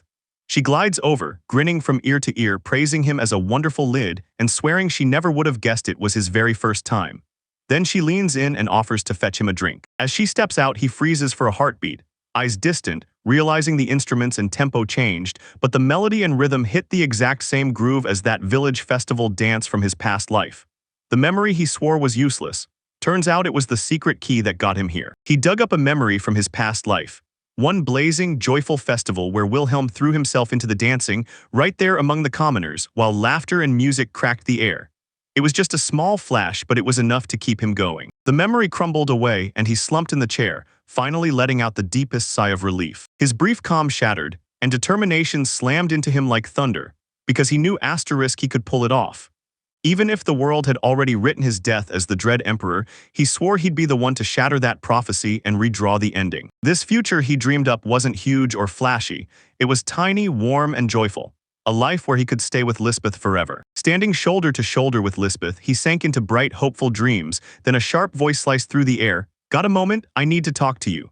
The prince spun around, startled out of his thoughts. The man standing there was Marquis Douglas Fauquerance, Lisbeth's father, and his stern, iron-faced glare made Rudolph freeze because the Marquis immediately apologized for not greeting the prince properly earlier. Rudolph was so stunned he could only stammer back, asking if the prince needed anything. Across the room, another guest couldn't take his eyes off the princess. Every move, every breath, and the young noblewoman's cheeks flared red as she replayed Prince Rudolph's serious face from the dance. It was like she was about to vanish into his amber gaze. She spotted him standing there and rushed up with a glass of fruit water, then pressed him to drink, insisting he had to be exhausted, yelling for his attention when he didn't hear her the first time. Rudolph's eyes snapped to a marquis that just dropped a bombshell claim. He said he wanted to request just one match. Lisbeth and Rudolph froze, staring at each other in total confusion, while Rudolph muttered, baffled, what kind of scheme the marquis could be cooking. At the Fauquerance estate, Prince Rudolph is marched into a sparring training session. Marquis Douglas Fauquerance thrusts a wooden sword into his hands. Rudolph grips it and jolts at the weight, shocked it's his first real time holding one. Seeing the pause on his face, the Marquis leans in and demands if something's wrong. He stares at the weapon in the Marquis's grip and points out how that wooden sword looks worn like it's seen years of fighting, while the Marquis's face stays grim, cold, blank, and impossible to read. The Marquis spells it out. He's been swinging that sword 1,000 times a day since he was a kid, so it's woven into his everyday routine, and now he clamps down on the blade with brutal strength, knuckles flared wide. Rudolph gets slammed by a wave of ruthless killing intent, and one brutal thought hits him like lightning death. He finally clocks what's behind that bone-chilling pressure, because the Marquis is glaringly against their engagement, and Rudolph can practically feel his rage underneath his calm face. The man's furious that Tyrant Prince has the nerve to marry his daughter Lisbeth. And Rudolph remembers the Emperor's demand, too. Rudolph has to find a wife, no excuses, and if he can stage it so it looks like an accident during training, then nobody gets to blame him. Suddenly, Lisbeth rockets between them, arms stretched wide to shield the prince. Then she begs Rudolph, please, don't fight. She warns him that her father is the Empire's deadliest monster, the Obsidian War Demon, the one who leaves opponents as nothing but mangled corpses, and Rudolph just stands there staring in stunned disbelief. Even as she begs him, he steels himself anyway and admits straight to his own heart that he's terrified, but he refuses to run from the challenge. The Marquis barks for his daughter to back up, but Lisbeth refuses to move, so her mother cries out her name in panic as the Marquis lifts his wooden sword, poised to strike even with his daughter right there. Seeing their resolve, the Marquis flips the plan. He drops his weapon and calls a new rule for the duel. If Rudolph can tag even once on his body with the wooden sword, just that one clean strike, then Rudolph wins. Rudolph instantly gets what this offer really means. Because the Marquis is so sure of himself, he's convinced the prince can't even touch him, and knowing he can't bolt anymore, Rudolph accepts with a sharp nod. Right at the courtyard edge, Mrs. Fokrant screams, "Begin the duel." He surged forward with his training sword held high, charging straight at the Marquis. And even with that fierce look on his face, one panic-filled thought slammed into him. He'd never gotten any real sword training. His lack of formal training didn't stop him for a second. He still had real skill. He bellowed through the effort and it hit you. He'd soaked up everything by sneaking peeks at the knight's training, then copying it until it stuck. The Marquis studied his approach, face stone calm, like he didn't care at all. In a blink, the Marquis lunged forward. One crushing, unstoppable swing, and Rudolph's sword ripped from his hands as he choked on a startled gasp, getting violently disarmed on the spot. He crumpled to the ground, staring in pure shock like he couldn't believe what just happened, while the Marquis towered over him, cold and unmoving, spitting out one brutal word: next. Rage burning in his chest, the young prince hauled himself up and threw another desperate, wild swing, only for the Marquis to deflect it with nasty ease, the impact rattling Rudolph's arms, and then the warrior pressed on as Rudolph staggered back from the force. Every time Rudolph surged up to attack, the same brutal pattern slammed him back down, an unbreakable defense and that icy order to keep going. The Marquis's patience finally snapped. He slammed in with a brutal strike that launched the boy flying backward, completely outclassed.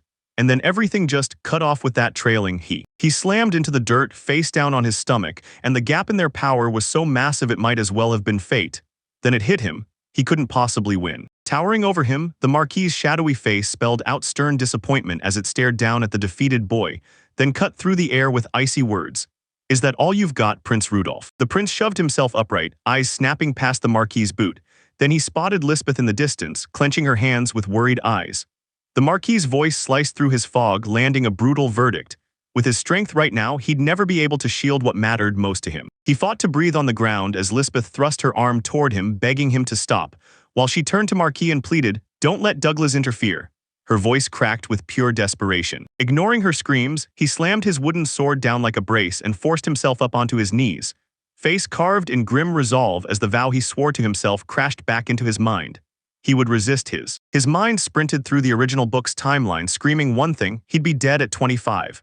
But then Lisbeth's engagement flipped everything.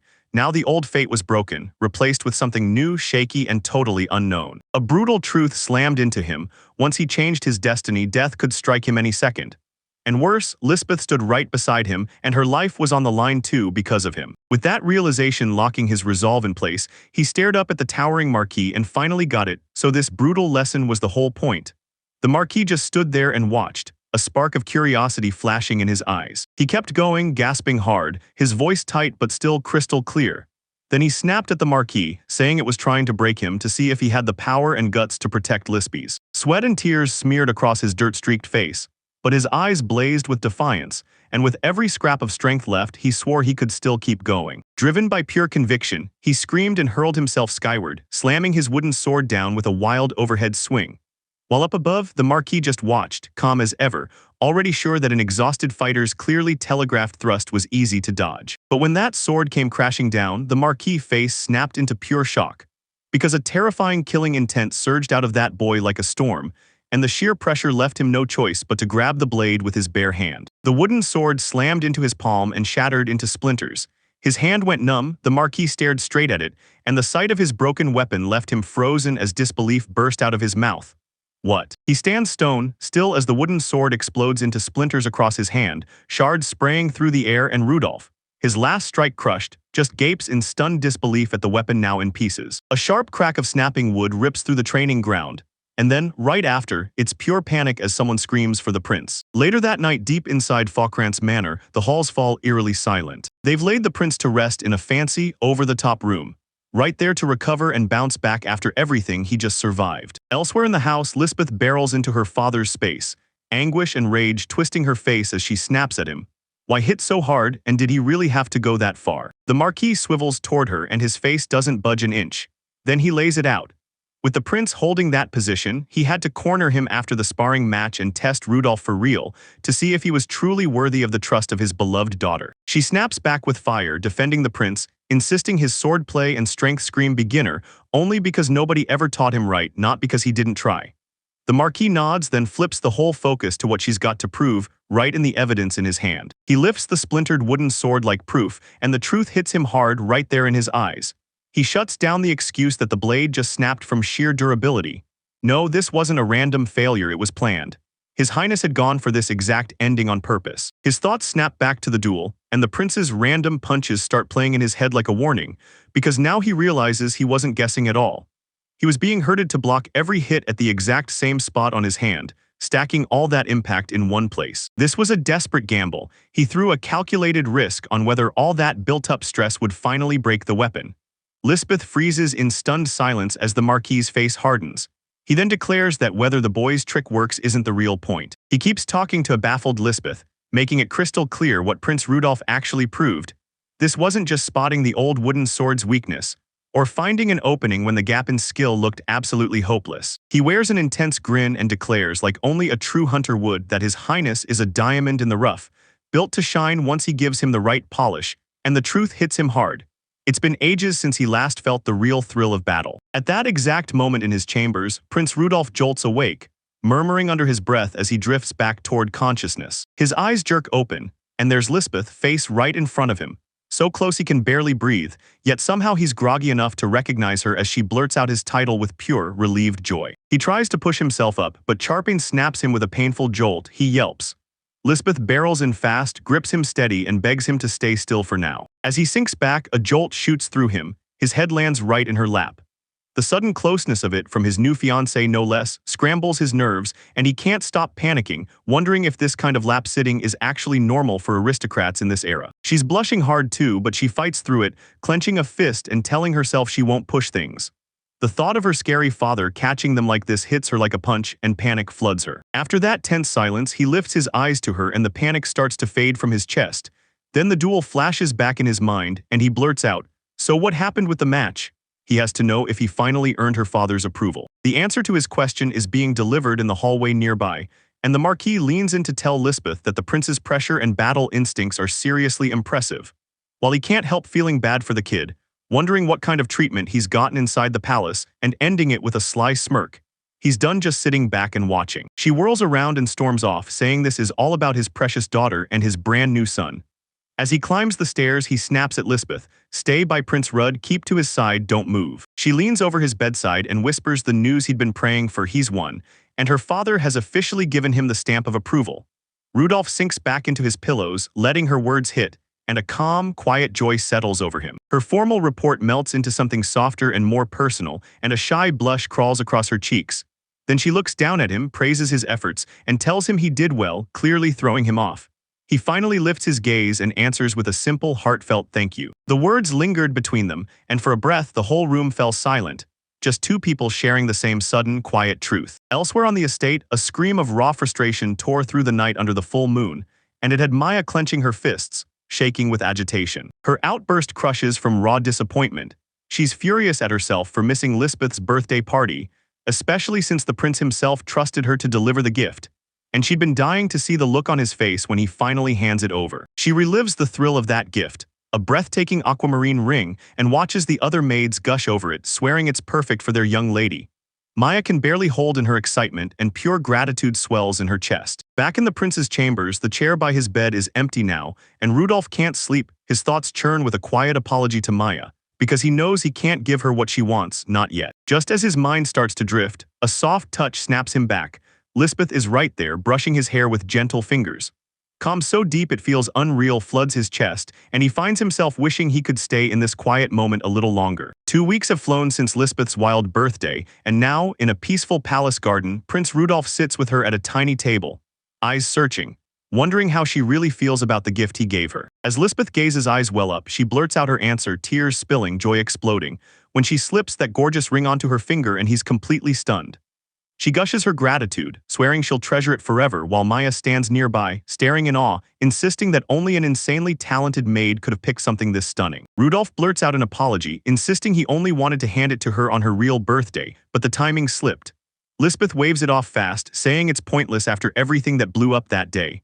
Then Maya chimes in, still shocked she saw him come back with his face so swollen. He tells her he's just over the moon to see her again, choking up with emotion, and right when the moment hits, Maya jumps in, saying they have no clue how badly her heart hurt while they were gone, and that her love for both of them runs deep. While Rudolph and Lisbeth soak up a peaceful moment, Maya suddenly realizes she's the third wheel, and her face flashes with shock. She clears her throat sharply, making the prince jump, then snaps the conversation into something way more serious.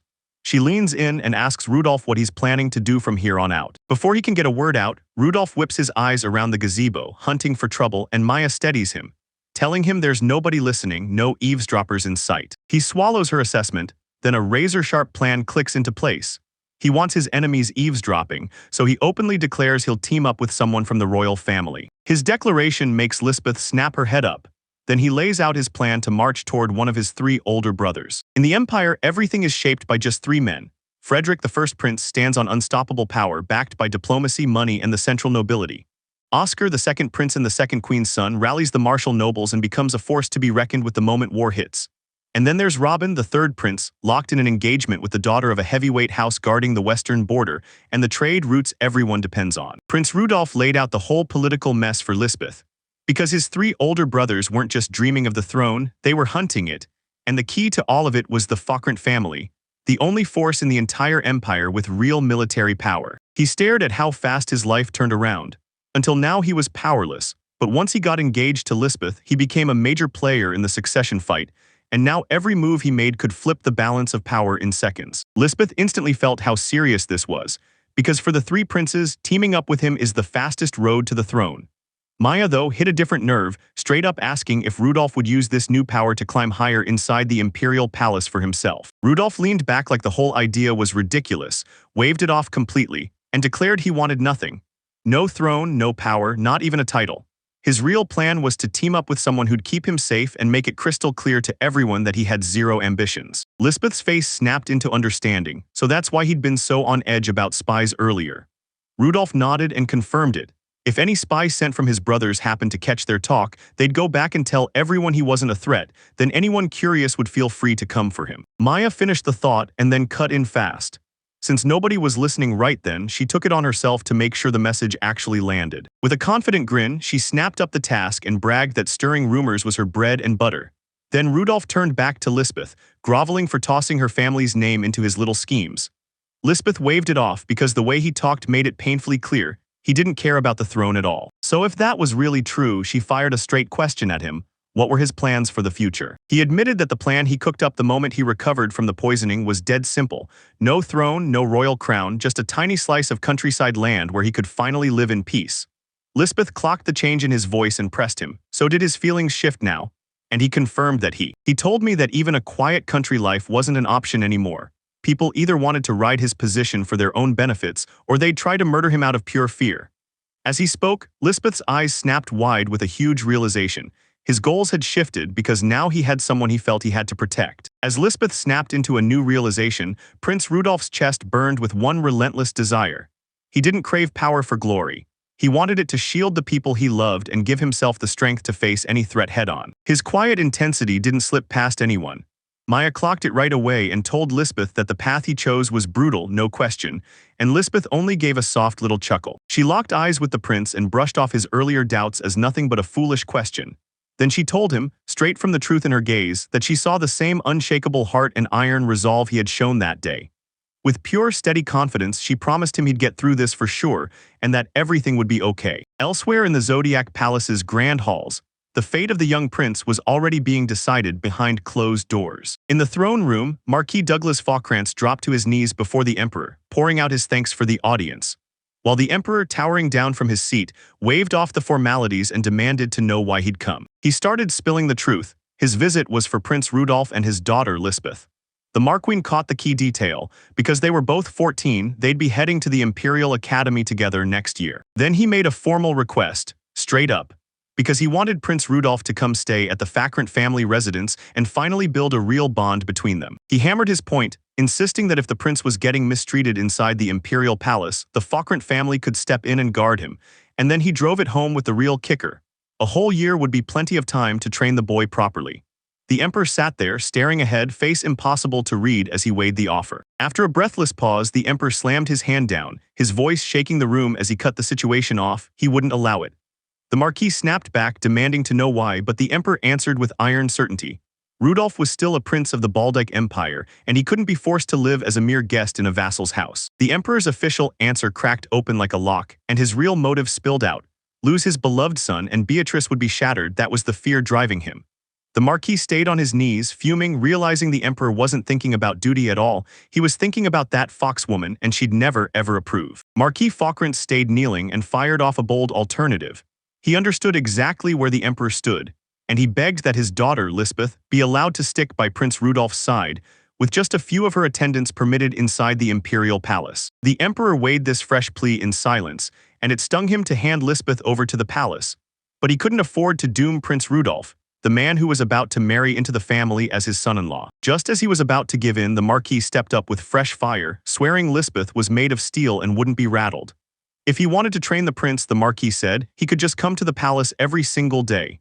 The Emperor sighed like a man defeated, then grudgingly nodded and let it happen. Rudolph's dedication lit curiosity on fire, and the Emperor leaned in, asking if he'd truly done something that deserved those harsh words, while the Marquis nodded and said yes. The Emperor's face snapped from calm to razor-sharp interest, because the Marquis had just battled the prince, and the Emperor couldn't shake the worry. Was throwing the kid against the legendary Obsidian War demon really that reckless? The Marquis brushed the worry aside and grinned, insisting that with the right instructor, Prince Rudolph would eventually outshine even him. And the moment he said it, he could tell it hooked the Emperor's attention, because no matter how messy things got, the Emperor had to still love his son. Then, as the Emperor's reaction sunk in, a new thought smashed into him like a body blow. He finally understood, with a jolt, that the Emperor had known about Rudolph's talent from the very start. His shock slammed harder the moment he finally saw the Emperor's face. This wasn't the look of a proud dad, not at all. It was colder than ice, sharper than a blade, and packed with ruthless calculation. That chilling thought hit him like a thunderclap, and his mind started sprinting. Why would the Emperor, fully aware of Rudolph's potential, stand by and do nothing to help him grow that power, which could have strengthened the royal family? Even if he refused to let a concubine's son wield influence, he could have backed him as a knight to guard the other princes. With his inner storm buried, the Marquis kept his face calm and announced his departure, while the Emperor let out a soft. The moment the Marquis stood up, the Emperor barked his command. He'd heard about his daughter, and now Lord Fockrant would have to owe him a favor, one that turned that concession into a death sentence. He stormed down the long sunlit colonnade, his mind spinning from the Emperor's icy, cold logic. Then he punched the stone pillar hard, his rage ricocheting through the empty hall as he snapped curses into the silence. He kept hurling forward at full speed, and one brutal question kept smashing through his thoughts. Why would the Emperor, his own father, look at Prince Rudolph with that kind of cold, deliberate hatred? Everything clicked into place with chilling clarity. The one who snubbed the talented prince and let him get crushed day after day was none other than the Emperor. That brutal truth slammed into the Marquis's face, and his expression turned ice cold. All right, then I'm making my own plan. Meanwhile, back at Rudolph's place, the prince voiced his worry for Lisbeth, thinking her dad would be freaking out over how long she'd stayed, until Lisbeth just grinned like everything was fine and told him she'd be living there starting today. That bombshell left Maya completely stunned, and another maid backed it up. Lisbeth's room was already cleaned and redone for her rival. The prince snapped around and snapped at Maya, asking why she never told him about this arrangement, and Maya stammered out a frantic apology, saying she figured it'd be a hassle for him. When Lisbeth tried to explain, Rudolph cut in hard, insisting this wasn't meant to be a shock, it was just that it hadn't been reported the right way. Elsewhere in the palace, a far uglier scene played out. Third Prince Robin sat at a table strewn with scraps from his meal. And when a servant tried to nudge him about a meeting the next afternoon, Robin snapped him off with a vicious command to pick something himself, warning that if the man kept asking trivial questions, he'd end up killed. Then he flung himself back in his chair and waved the whole thing off like it was nothing, and right after that he turned to his other retainer, demanding juicy dirt on that pig Rudolph. He even dropped the rumor that Rudolph was getting restless, flirting with romance, and hunting for a fiancée. His retainer stepped forward and confirmed the rumor, telling the prince that Rudolph was already engaged to the Fockrant family's daughter. Robin snorted in disbelief, disgusted by the idea that anyone would actually want to marry that pig. That confirmation detonated a full-blown rage in him. "Robin," he yelled, launching to his feet and smashing the retainer who brought the news, because he was engaged to such a powerful family. And then he spat that the filthy pig was getting way too big for his britches. Rage-fueled vows boomed from far away, a grim curse dropping over the unsuspecting trio. "I'll crush him. I'll ruin Rudolph's engagement. I'll do it no matter what," he swore, bearing a hidden threat to the prince's brand-new arrangement. A fresh day breaks over the imperial palace. Prince Rudolph, still half asleep, stretches into a massive yawn as he trudges down a bright, sunlit corridor. Then bam, he spots Lisbeth, and her warm good morning snaps him right out of his haze. Caught completely off guard, the prince sputters a flustered greeting back, tripping over his own words. For a heartbeat, the two of them just froze in awkward silence. because Lisbeth moved into the palace the very day before, and she's locked in to stay there for a whole year. Inside, their hearts are in full-on swoon mode. Lisbeth can't stop staring at Prince Rudolph, loving every detail from his silver hair glowing in the morning sun to his amber eyes she swears look like a sculpted masterpiece, and she's left wondering if she could be the happiest girl alive.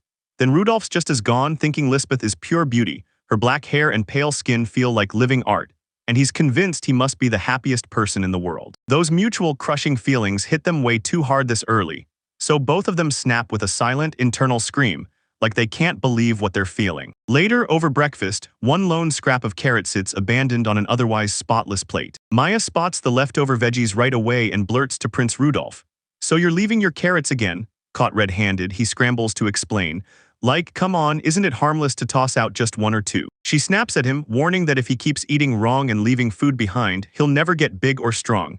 Then Rudolph shoots back, insisting he's not some kid anymore. And across the room, a butler watches it all and tells the chef, like, "Wow, His Highness has really softened." The butler leans in and says the prince is acting like a completely different person since that poisoning attempt, and the chef nods hard, because Rudolph used to fire anyone who dared serve him carrots. Then he adds that Maya holding her ground is seriously impressive. With the rejected carrot pinned on her fork, Lisbeth whips her head toward the prince and fires a straight question: does he really hate carrots? Because ever since they got engaged, that's exactly what it's looked like. With a shy smile, she gives the nod, and before anyone can breathe, Maya cuts in fast, begging Lisbeth not to ruin it for him. Lisbeth stays cool as ice, says she's totally fine with it, and grabs whatever's left because the chef would rather have someone savor the meal.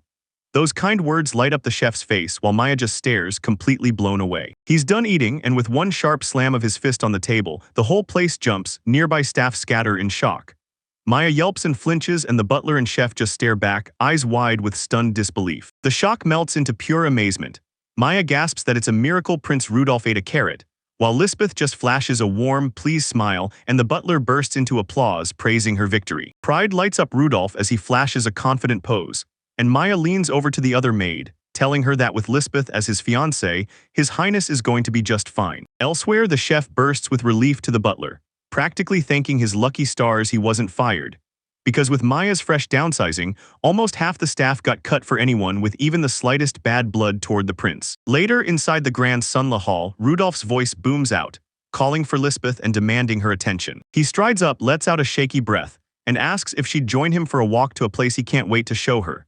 Lisbeth's surprise ignites into total joy, and she blurts that it sounds perfect, then insists they leave right now. As they start walking, a hot blush creeps over Rudolph's face while he frets that his invite might have sounded weird. Next to him, Lisbeth is practically bursting with joy, heart slamming as she realizes it was His Highness who invited her out. He guides her into a breathtaking palace garden, and she shades herself with a parasol as the sun blazes overhead, while Maya watches from afar with a soft, knowing smile, because she instantly recognizes where they've come. Rudolph swings back to her and asks, "Do you remember this place?"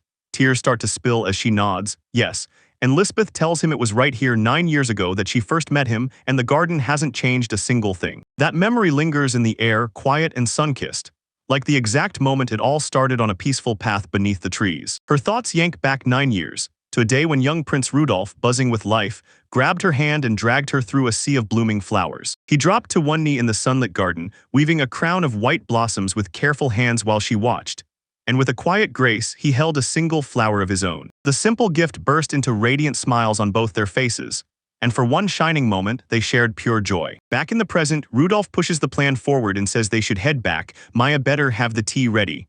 Lisbeth nods along, then jolts as it hits her. Her parasol is gone. She blurts an apology, but Rudolph cuts in and swears he'll grab it for her. He trudges back with a low sigh of irritation, then stops dead the moment he spots someone lurking by a pillar. A shadowy figure steps into the light, and it's third Prince Robin, sneering that it's hilarious to bump into a filthy pig in a place like this. Rudolph freezes, baffled, because why is his brother here? Didn't Robin have to stay under house arrest? He lunges in, snatches Rudolph by the collar, and slams him into the pillar. Rudolph's already bracing for revenge, but Robin cuts that thought off fast with a chilling grin, saying something bigger just hit. Rudolph's new engagement. Rudolph clenches his jaw and goes silent, his thoughts stampeding. He'd known one of his brothers would strike eventually, he just never thought Robin would be the first to move.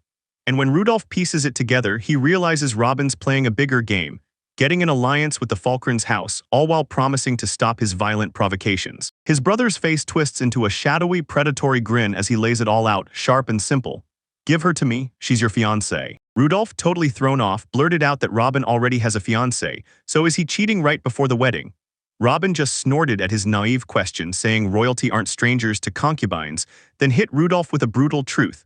Since Rudolph is just the son of a lowly concubine, he has no business acting so high and mighty. With a wide, unsettling grin, third Prince Robin keeps tearing into him, snapping at the filthy pig to pay attention and insisting Rudolph doesn't get to hog everything.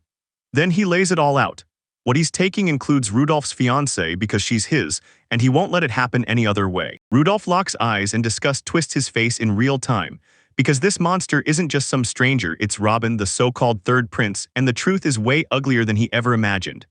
In Rudolph's mind, Robin isn't a prince at all. He's cruel, vile, and stupid to the core. He stays calm and says it's enough, but Robin just sneers, demanding to know if Rudolph's finally going to fight back. Right then, Rudolph realizes what's really driving his brother. This isn't about grabbing the Falkrant's military power at all. Robin can't stand seeing Rudolph's status rise, and he's turning it into a little brother showdown. Robin explodes forward with a roar, snatches brace yourself like a command, and his fist rockets straight toward Rudolph's face. The third prince, Robin snarled as a metal hook came flying straight for his face, and the next second a brutal whip-like slam launched him backward through the air. Rudolph and Lisbeth could only stare in stunned disbelief. The shock hurls him face first into the stone, and before he can even catch his breath, an iron gate drops out of the sky and slams onto him. Rudolph and Lisbeth freeze in stunned silence, and Robin coughs and gasps on the ground, staring around like, what just happened? He hauls himself up, spitting curses at Lisbeth and barking for answers about how she even uncovered his identity. She just looms there, ice cold, saying she only got startled when he stumbled and went down. Then she finally introduces herself, Lisbeth, the Falkrant family's eldest daughter and Prince Rudolph's fiancée. Her calm slips away in an instant, and a cold, razor-sharp intensity takes over as she hammers Robin with a terrifying threat, touch Prince Rudolph and she'll kill him. Then like a switch flips, her face lights up with a sweet, unsettling smile, gushing how thrilled she is to finally meet him, while Robin's frozen in fear and Rudolph is left totally flustered. After the chaos, they swore they'd found Prince Robin knocked out after a brutal fall. So when a servant sprinted to the downed prince, Rudolph and Lisbeth just strolled away like nothing happened, heading back to Scorpio Palace. Right as they slipped back into Rudolph's study, the peaceful quiet gets shattered when indignant Maya storms in and demands, "Why did you leave me behind?" He blurts out an apology, confessing he only wanted it to be just the two of them, and he can't help but notice her real protective instincts are finally slipping through. So Lisbeth tells Maya she can come next time, and the flustered maid immediately panics, thinking, if I'd been there, I would have stopped Robin from getting anywhere near her. As Maya pours tea, Rudolph shuts down any talk of teaming up with his brother, snapping that linking with Robin was never on the table, because he's already pledged himself to their older brother, first Prince Frederick. Lisbeth mulls it over and realizes their only real shot at an ally is the second prince, Oscar Rudolph. Then she quietly clocks the truth. All of this is driven by one motive, Robin trying to lay a hand on her Lisbeth. He snaps his gaze up, steals his face, and cuts her off. Oscar isn't the one he's after at all. It's Frederick, the first prince. The words slam into the room and Lisbeth freezes, stunned. He leans in, grins, and tells his crew, relax, everything's going to be fine. Because he knows exactly what's going down. Then drops the bomb that his brother Robin is teetering on a near-mad jealousy and a brutal inferiority complex aimed straight at their brother Frederick. Rudolph keeps digging and the truth hits hard. Their birth mother, First Empress Alicia, is completely locked onto her gifted elder son.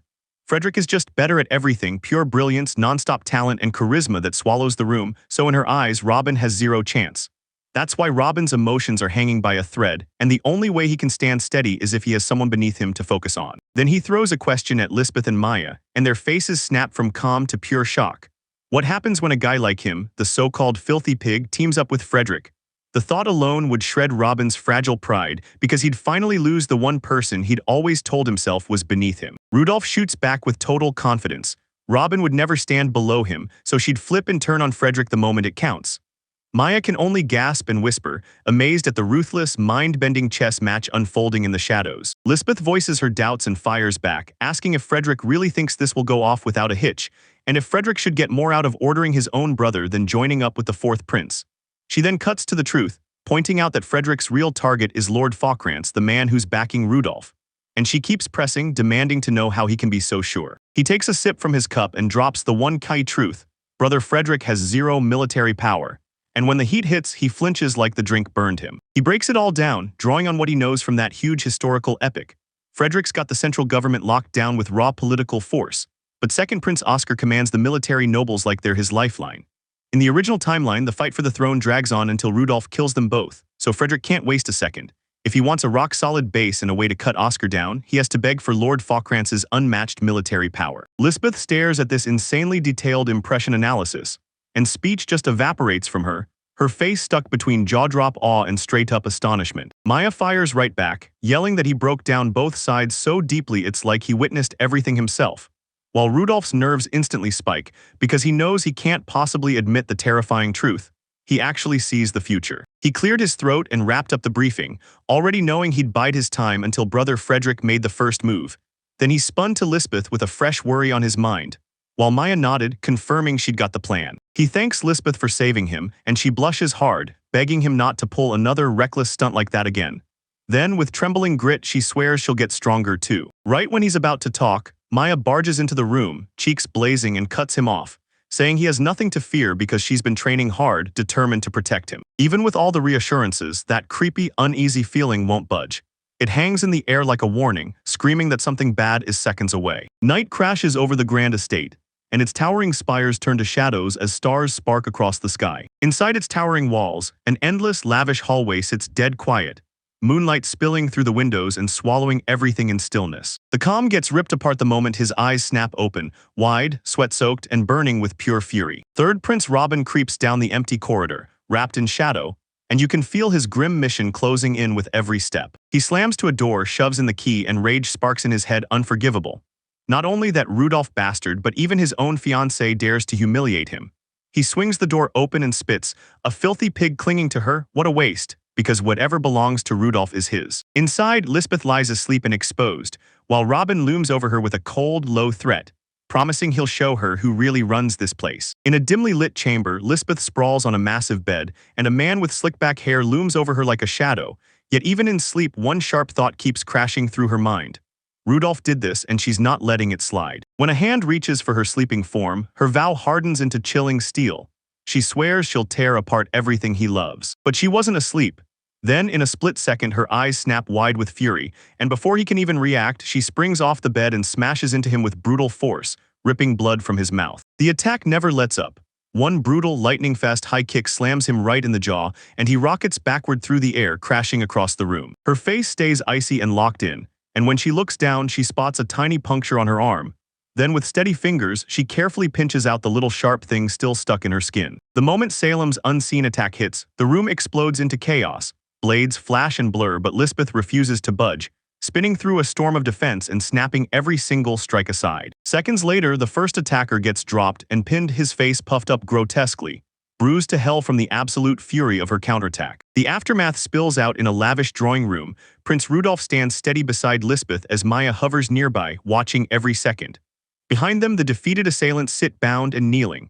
Then Rudolph glances at Lisbeth and with a sly little smile reminds her he promised it would all run smooth. He points straight at the captives and tells Lisbeth who they are, those same suspicious guards they dragged in earlier. The two conscious men are finally broken, shaking with shattered arrogance as they beg for their lives. The prince keeps talking and drops the real truth. They only got caught because Maya spotted them sneaking around. Maya, sweet and modest as ever, beams and swears it wasn't her doing at all, insisting it all happened because of the prince's spot-on instructions. 9 days before the incident, he slumped at his desk while Maya snapped that the palace had been infiltrated by rats, she said. Right beside him, Lisbeth lunged with, "Should I exterminate them?" And that desperate question rattled the young prince. He snapped back fast, laying out his counterplan. Let them bait the opening on purpose so the spies can move without limits, and the real mission his brother Robin is hiding will finally come out. The moment he learned their target was Lisbeth's chamber, rage lit a fire in his blood. Now, right here, the captured third Prince Robin fights against his ropes, yelling for Maya and Lisbeth to untie him as they watch. Rage tore through his muffled shouts as he spat that Rudolph was a bastard, and one of his bound retainers stared in stunned silence like, does he really think he can pull off this scheme and get away with it? Then the retainer snapped his rage at Robin, firing off the same message again and again. You fought this from day one, so stop poking at Prince Rudolph. Just do your job and do it now. Rage erupted in Robin's chest as she screamed at the servant to shut up, then swore she'd kill him, claiming she only stole the key to shock Rudolph, ordering that she'd put that pig in her place, and roaring that Lisbeth would be way better off with her. The prince's disgusting words sent chills down everyone's spine. Lisbeth clenched her fists, called him a fool in her head, and even flashed the idea of making sure he'd never father an heir, while Maya's sharp little smile practically begged her to go for it. Then Rudolph, totally panicking, shouted for them to stop, though he had to admit he kind of liked the idea. He yanked them away from those violent thoughts and snapped, "No risk is worth it." Then he made the call. Prince Robin would be handed straight to the Emperor for official judgment. He understood the punishment would be brutal. An engaged man who swings violence at his younger brother's fiancée commits a serious crime. Robin's engagement would be ripped away, and he'd be stuck in confinement for years, or worst case, cast out of the imperial family altogether, igniting an unprecedented scandal that shook the whole court. Even with the punishment locked in, Lisbeth still looked worried. Pressing him to promise he was really okay with what was coming, Rudolph only smiled, saying as long as Robin was out of his sight and she was safe, it was enough, but there was still a shadow of trouble hiding in his eyes. His eyes locked onto Robin's 3 retainers, still kneeling there, all tied up and trapped. Sure, they'd been forced to move, but he knew the real punishment was coming, and it would be brutal beyond what their masters ever deserved. A sudden chaos explodes in the palace's silence. One maid slams through the double doors, face drained of color, and screams Prince Rudolph's name, warning that something truly awful has happened, the kind that can even end in death. Rudolph goes rigid, eyes blown wide with pure terror. The reason for the alarm hits like a hammer. There, standing in front of him with absolute authority, is Alicia, the first empress of the Baltic Empire, the mother of his half-brothers Robin and Frederick. Her maids flank her as she greets them calmly, "Good day." Prince Rudolph and Maya can only freeze, stunned by how she's just appeared out of nowhere. The first empress of the Baltic Empire, Alicia, the mother of his half-brothers Robin and Frederick. He shoots through the facts in an instant, his thoughts sprinting, and he can't stop asking, why is the empress in his palace? The only answer that fits is one thing: her spy network already got word about the recent incident. And still, her arrival is unnervingly fast. Her voice is sweet as candy, but it slices right through his thoughts. She admits she heard a commotion, and her curiosity spikes, demanding to know what that scream meant, her polite words hiding a hard, bitter contempt. She leans in a little, eyes razor-sharp, and the Empress delivers a veiled threat: answer wrong. And this whole affair could instantly turn into a question of his own credibility. He dips his head for a split second, letting his thoughts lock into place, and then it hits him. She made the first move, knowing full well Robin's trapped in here. He snaps his gaze to a baffled Maya and lays out the ugly political truth. He's the administrator of the Scorpio Palace, so if anything goes wrong inside these walls, it's on him. Resolve hardens in his chest as he braces to finally pull the curtain back and reveal the truth. He steps up to the Empress, and a sharp plan snaps into place in his head. This is it, his moment. He starts talking fast. Last night a rat slipped into the palace, and even though he caught it, the guards can't keep it under control. The Empress leans in, amused, calling it a pesky little rat, then calmly orders him to hand it over to her. He clocks her real motive in an instant: she's here to rescue Robin. Riley realizes it won't be that simple, because just moments ago he'd been toying with the idea of keeping a pet in the Cancer Palace. And now, staring at the mess in front of him, he can't deny it. This situation is seriously troubling. He digs in and flat-out refuses her demand, insisting that if he just hands the rat over, the Emperor will never get a real explanation. He even admits the whole incident is on his own management, just like she said earlier. Alicia doesn't flinch. Instead, she steps in with a plan. She'll personally take the rat into her care, and he has nothing to worry about because the moment His Majesty hears it from her, he'll understand. He clocked her trick the moment it hit the air, pure disgust, because she had zero shame. If he handed Robin over that easily, the whole thing would get smothered and the retainers she bullied would get slammed with the worst of it. He won't take her offer, no way, and he steers toward a different move. He squared up to the Empress and her guards, raised 3 fingers and declared, "I've got 3 requests for you, say yes, and I'll hand over the captive prince." Her surprise fizzled into a small, amused smile, like she couldn't believe her luck. 3 requests just felt a little too greedy. Maya and Lisbeth beside her stared in shock, realizing he was using Prince Robin like a bargaining chip. With a hard glare, he flat-out refused to see it that way. He insisted that it was he who was taking the risk by pushing past her wishes, and that she should treat his offer as pure generosity. After a breath of tense silence, the Empress finally caved. She agreed to hear his terms, and that was when he laid out exactly what he wanted. He kicked things off with his first demand. Prince Robin had to stay out of the Scorpio Palace so he couldn't stir up more trouble there, and then he hit her with the second. Empress Alicia had to act like this whole disaster never even happened.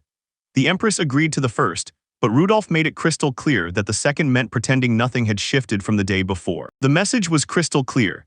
Those Taurus Palace men, Robin's own retainers who were tied up right there, were being told to act like none of this had ever happened. She caught herself thinking the whole thing felt weirdly fair, and she even said whoever set it up played it brilliantly.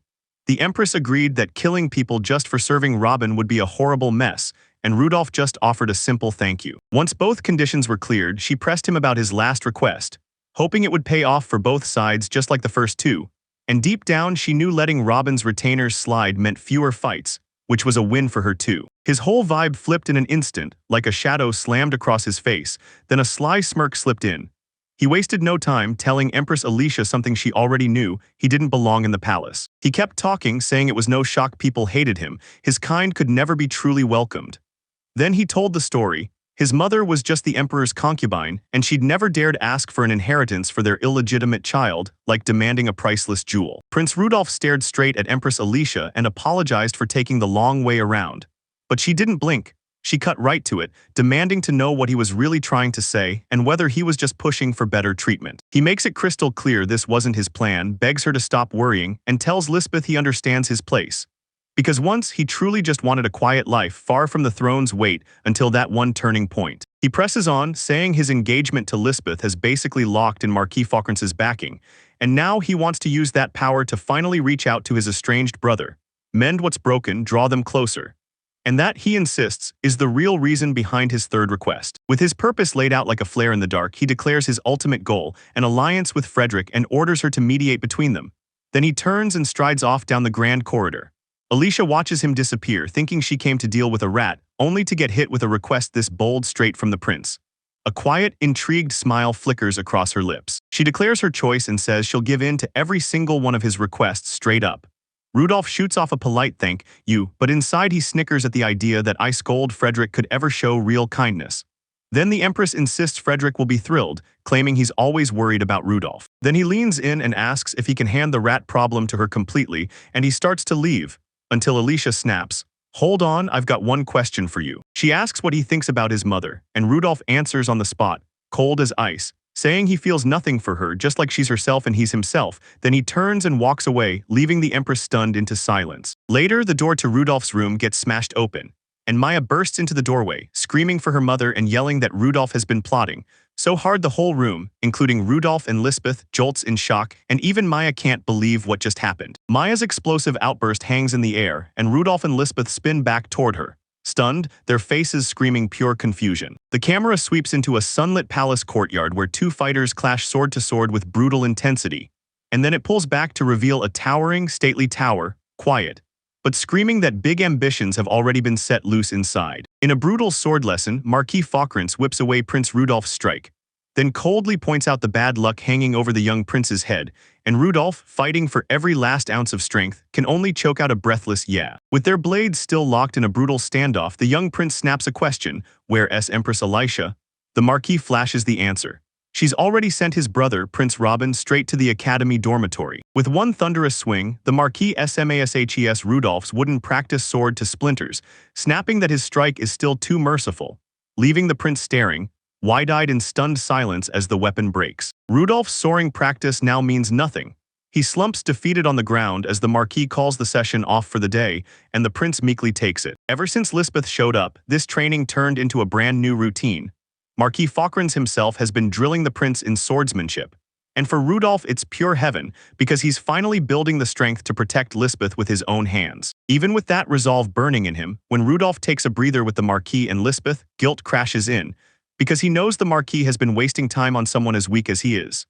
He clenches his promise even harder, swears he'll grow stronger, and looks the Marquis in the eye, calling him father with every ounce of sincerity. At the table, the talk swings straight into the latest political chaos.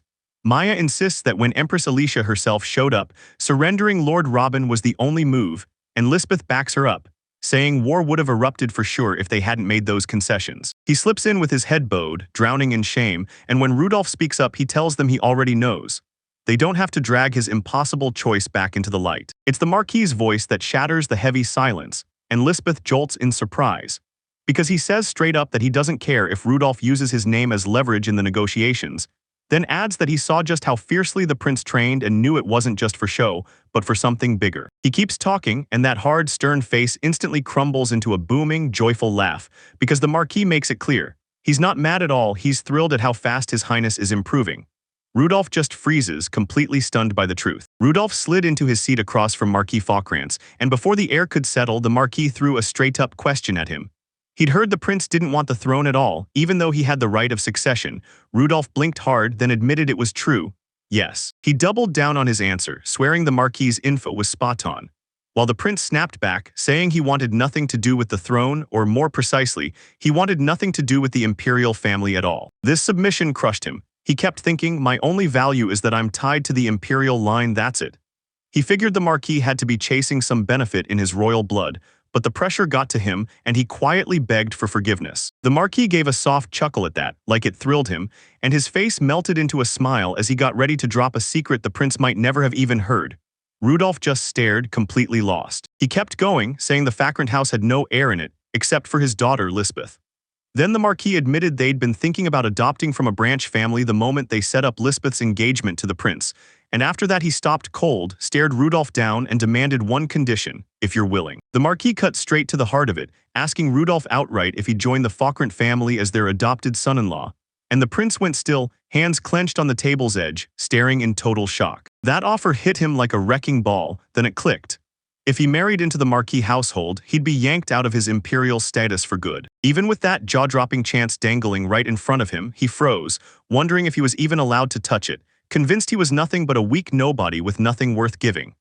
And right as his doubts hit, the Marquis suddenly erupted in a huge booming laugh, tossing his head back in pure amusement before he demanded what in the world the kid thought he was talking about. The laughter faded, and the Marquis leaned in, eyes locked, dead serious. He hauled praise onto the prince, bragging that even with brand new training his judgment and ability to adjust were unreal, and that with steady discipline he'd blow past every swordsman his age in just 6 months. Rudolph, totally flustered, shrugged it off as nothing but flattery. But the Marquis instantly snapped into stone-cold seriousness, his face hardening into a total no-jokes mask, and he declared that when it came to martial skill, there was only one truth to speak. Right beside him, Lisbeth backed her father up with total conviction. Praise for the young prince kept pouring in, people adored his gentle heart, praised how merciful he was to his servants, and couldn't stop talking about how brilliantly he handled the negotiations with Empress Alicia. Even Lisbeth was convinced. Sooner or later, he'd outdo the legendary hero himself as a swordsman. Stunned by their faith, Rudolph could only whisper a quiet thank you, and the Marquis blasted it in bold. Neither he nor his daughter thinks the prince has no worth. Rudolph shot his gaze upward and hot tears started pooling in his eyes. One tear slipped free and splashed down, then Lisbeth's voice turned gentle and unbreakable as she begged, "Your Highness, don't you dare think you're worthless to me, you're irreplaceable." Her words shattered his defenses, and before he could stop it, tears poured out as emotion crushed him. With the Marquis's gentle hand on his head and Lisbeth's warm smile beside him, the young prince finally understood. He'd found a real family. The story jumps to a whole new time and place. Beneath a glowing full moon, the Grand Sauvelier Manor looms in eerie silence, while down its endless dark corridors, a man's heartbroken sobs ring out like they'll never stop. In the room, a man sobs over a flower-draped coffin, screaming his son's name, "Patrick, why did it have to be you?" And right behind him stands the dead twin brother, wearing cold fury like a mask. As he stews in his hate, memories stab him. His miserable father only doted on Patrick because the surviving son was the one cursed with red hair.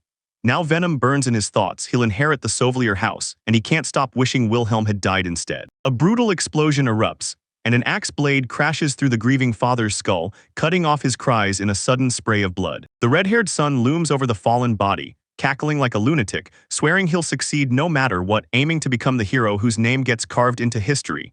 He clutches a book that looks just like Rudolph S., and with a grin he spills the truth behind his certainty.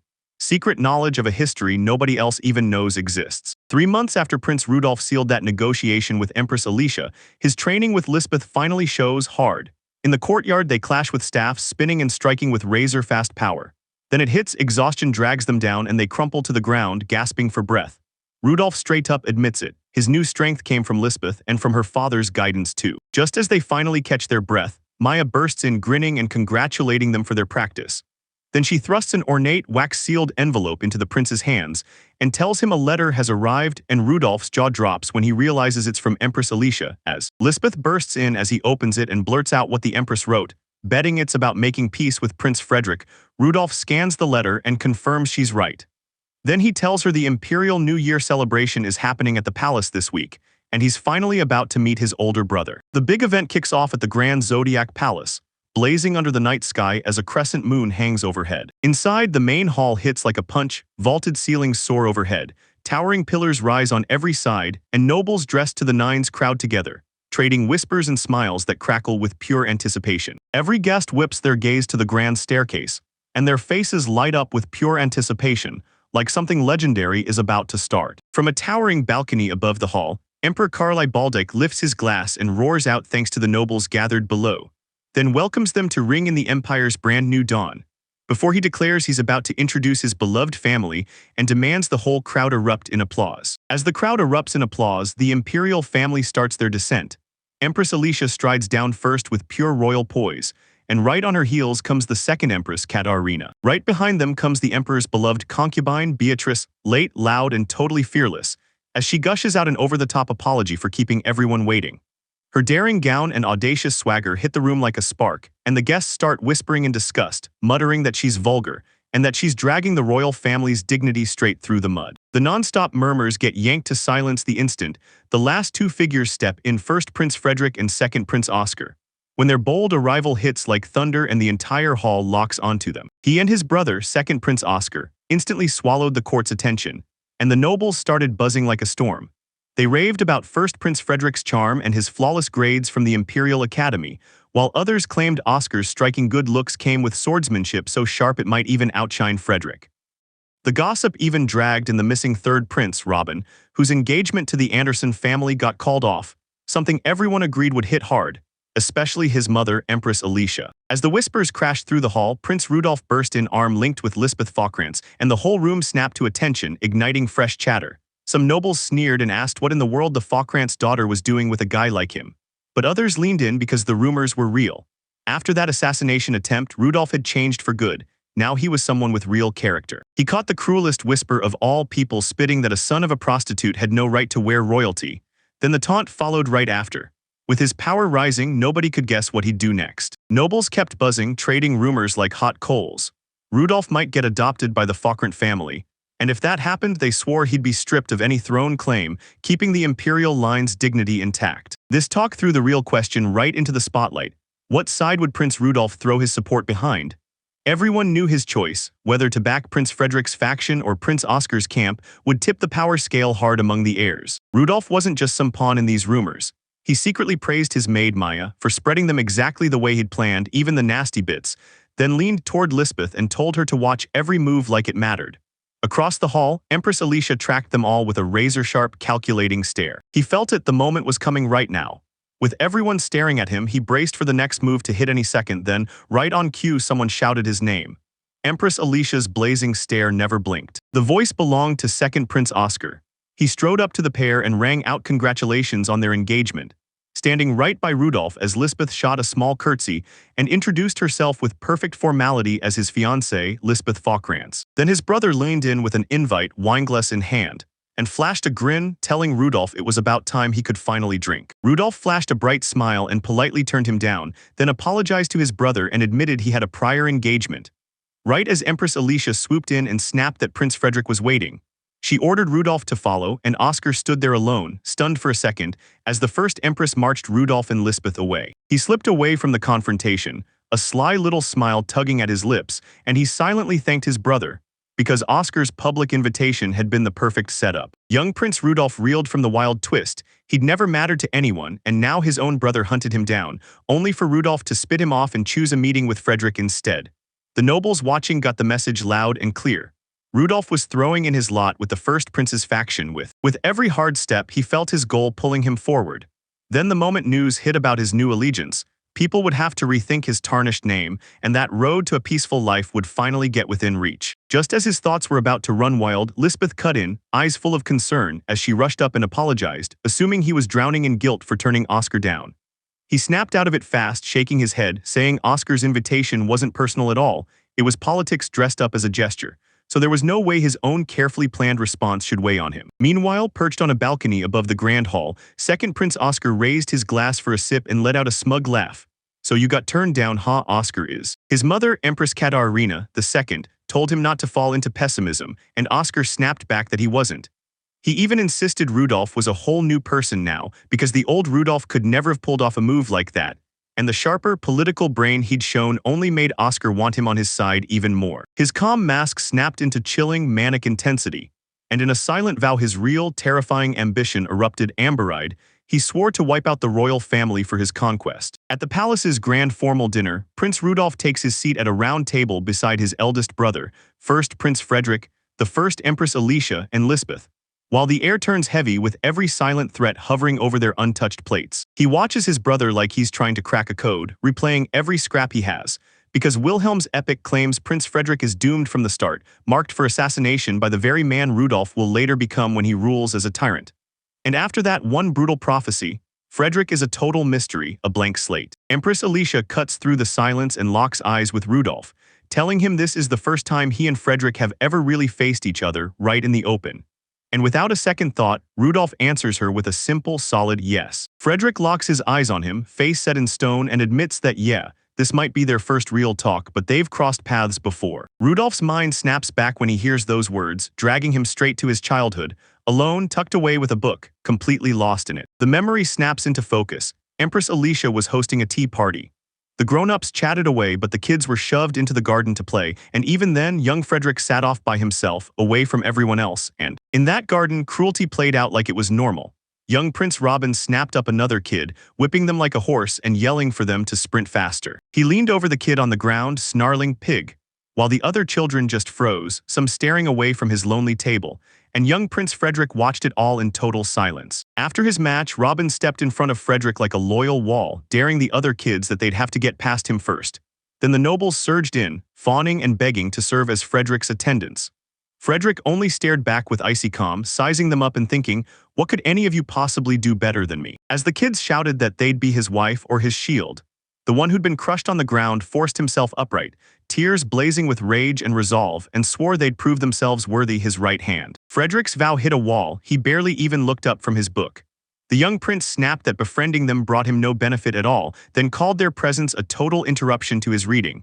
With a cold dismissal, he slipped away and left the other kids frozen, stunned into silence. The dismissal flattened the boy onto the grass, staring in total disbelief, like his mind just refused to load. How could the prince toss away the exact opportunities and connections landing in his lap, while the boy could only dream of them for a lifetime? This cold, calculating streak drove him to track down the man he'd become, Prince Frederick himself, because he was a merciless rationalist who wouldn't lift a finger unless it paid him back. He knew all that about his brother, but Rudolf still treated every moment like a proud, hard-earned honor, because deep down he felt the shift. Now he was different, and the fact that Frederick didn't even recognize him proved just how invisible he'd been back then. Now Rudolf had what his brother never did, real military muscle. And he stepped in with total confidence, declaring he'd back Frederick because he finally had the power to steer the Falkrant family, and the Marquis had already stamped it with approval. Frederick's declaration rippled through the crowd, and everyone instantly felt how massive it was. Frederick had officially welcomed Prince Rudolf into his faction, and that single decision was about to flip the entire power balance inside the court. Frederick just nodded along as Empress Alicia, sitting right beside him, reassured him about the deal. Then she pivoted fast to Rudolf's upcoming enrollment at the Imperial Academy, urging Rudolf to seek advice from Frederick, the former student council president. Rudolf bowed his head and praised his older brother as the example every student should follow, but inside, he grumbled about having to waste time on important, small talk, his mind immediately drifting to his mother. After talking with Rudolf, Frederick suddenly snapped to his feet and said he had other appointments with the nobility. Then he cut the conversation short and walked away, leaving Lesha and Lisbeth dazed. Rudolf followed him with a tightening chill in his chest, realizing the truth. He'd been naive and he'd been overestimating himself the whole time. Then it hit him: Frederick never cared about him at all. After the ritual sealed an alliance with the Falkrant's family, Frederick had no reason to keep talking, and Rudolf's name meant nothing. The only real power was the heavyweight family backing him.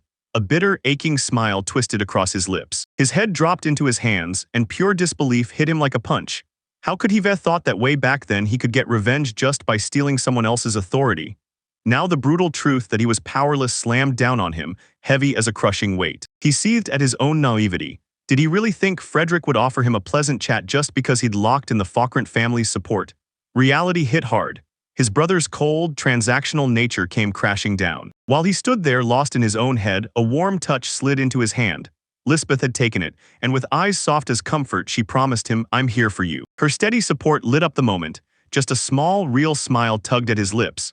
And when he turned to her, he poured out his gratitude as he thanked her. Their little exchange didn't stay secret for long. Empress Alicia swept in with a fake apology for Frederick's busyness, then brushed off the whole meeting as nothing but a show.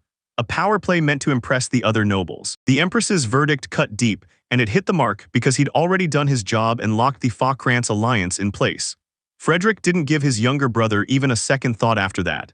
Expression cold and distant, he walked away. Right when she spat out her final cutting remark, the Empress froze like a memory just snapped into place, and she shouted Rudolph, leaving him jolting out of his thoughts. She snapped that the return he'd given her wasn't even close to enough, and with the power of the first Empress blazing behind her, she leaned in and made a jaw-dropping promise. From now on, if he needed anything, he could ask her because they were allies.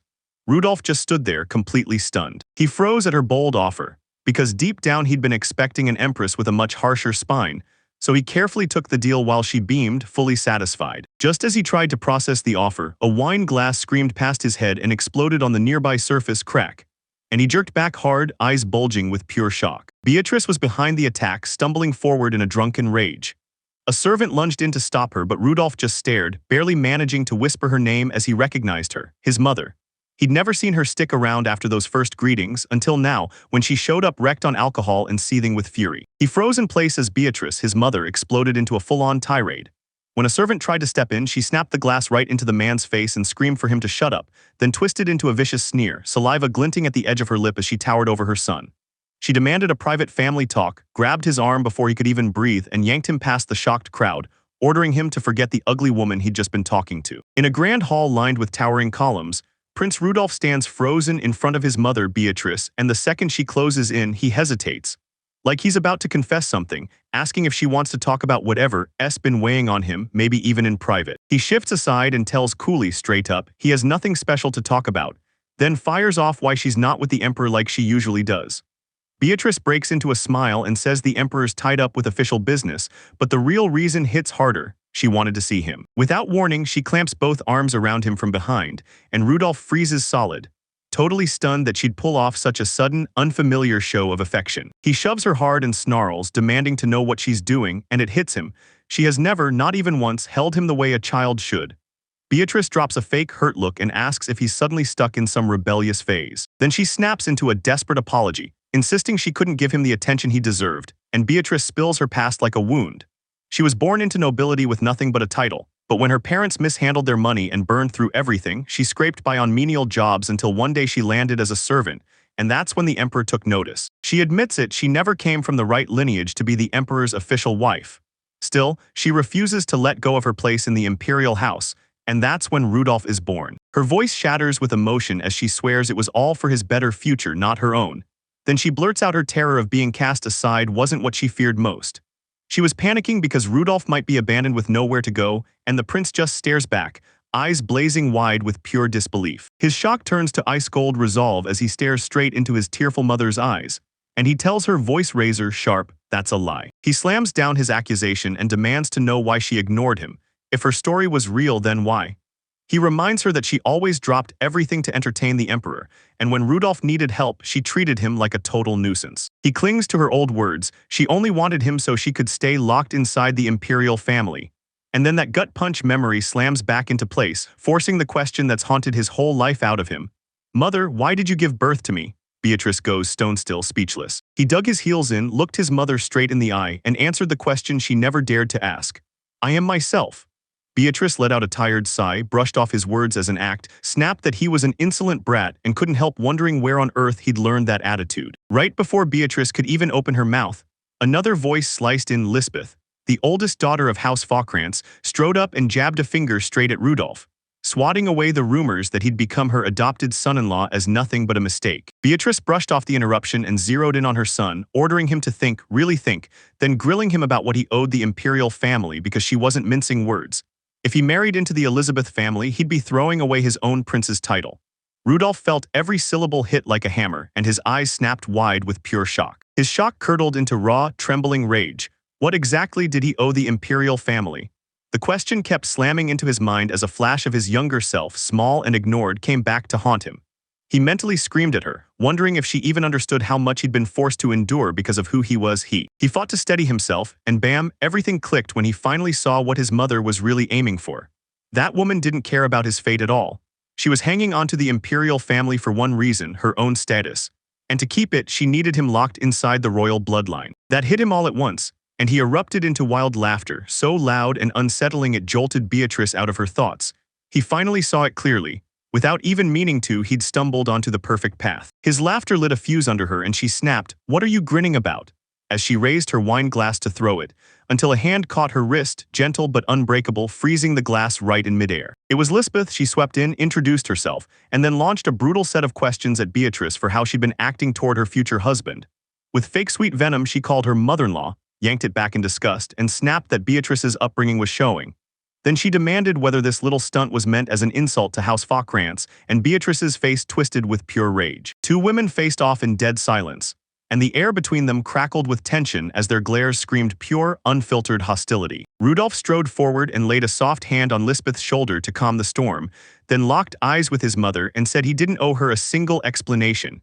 He'd never, not once, thought about revenge. His reason was plain: he just wanted to be with the woman he loves. He watches Beatrice, his mother, pivot to leave with a smug little satisfaction on her face, but her exit is cut short. With a furious scream, "Don't you dare!" she barrels toward Lisbeth, arms stretched like a claw. Before she can land the hit, a blur slams in and blocks it with a thunderous crack. The interceptor's blast smashes a wineglass to splinters. Shards and crimson liquid explode through the air, slamming the waiting woman straight in the head, while the guests around her choke on a shocked gasp at the brutal, sudden eruption.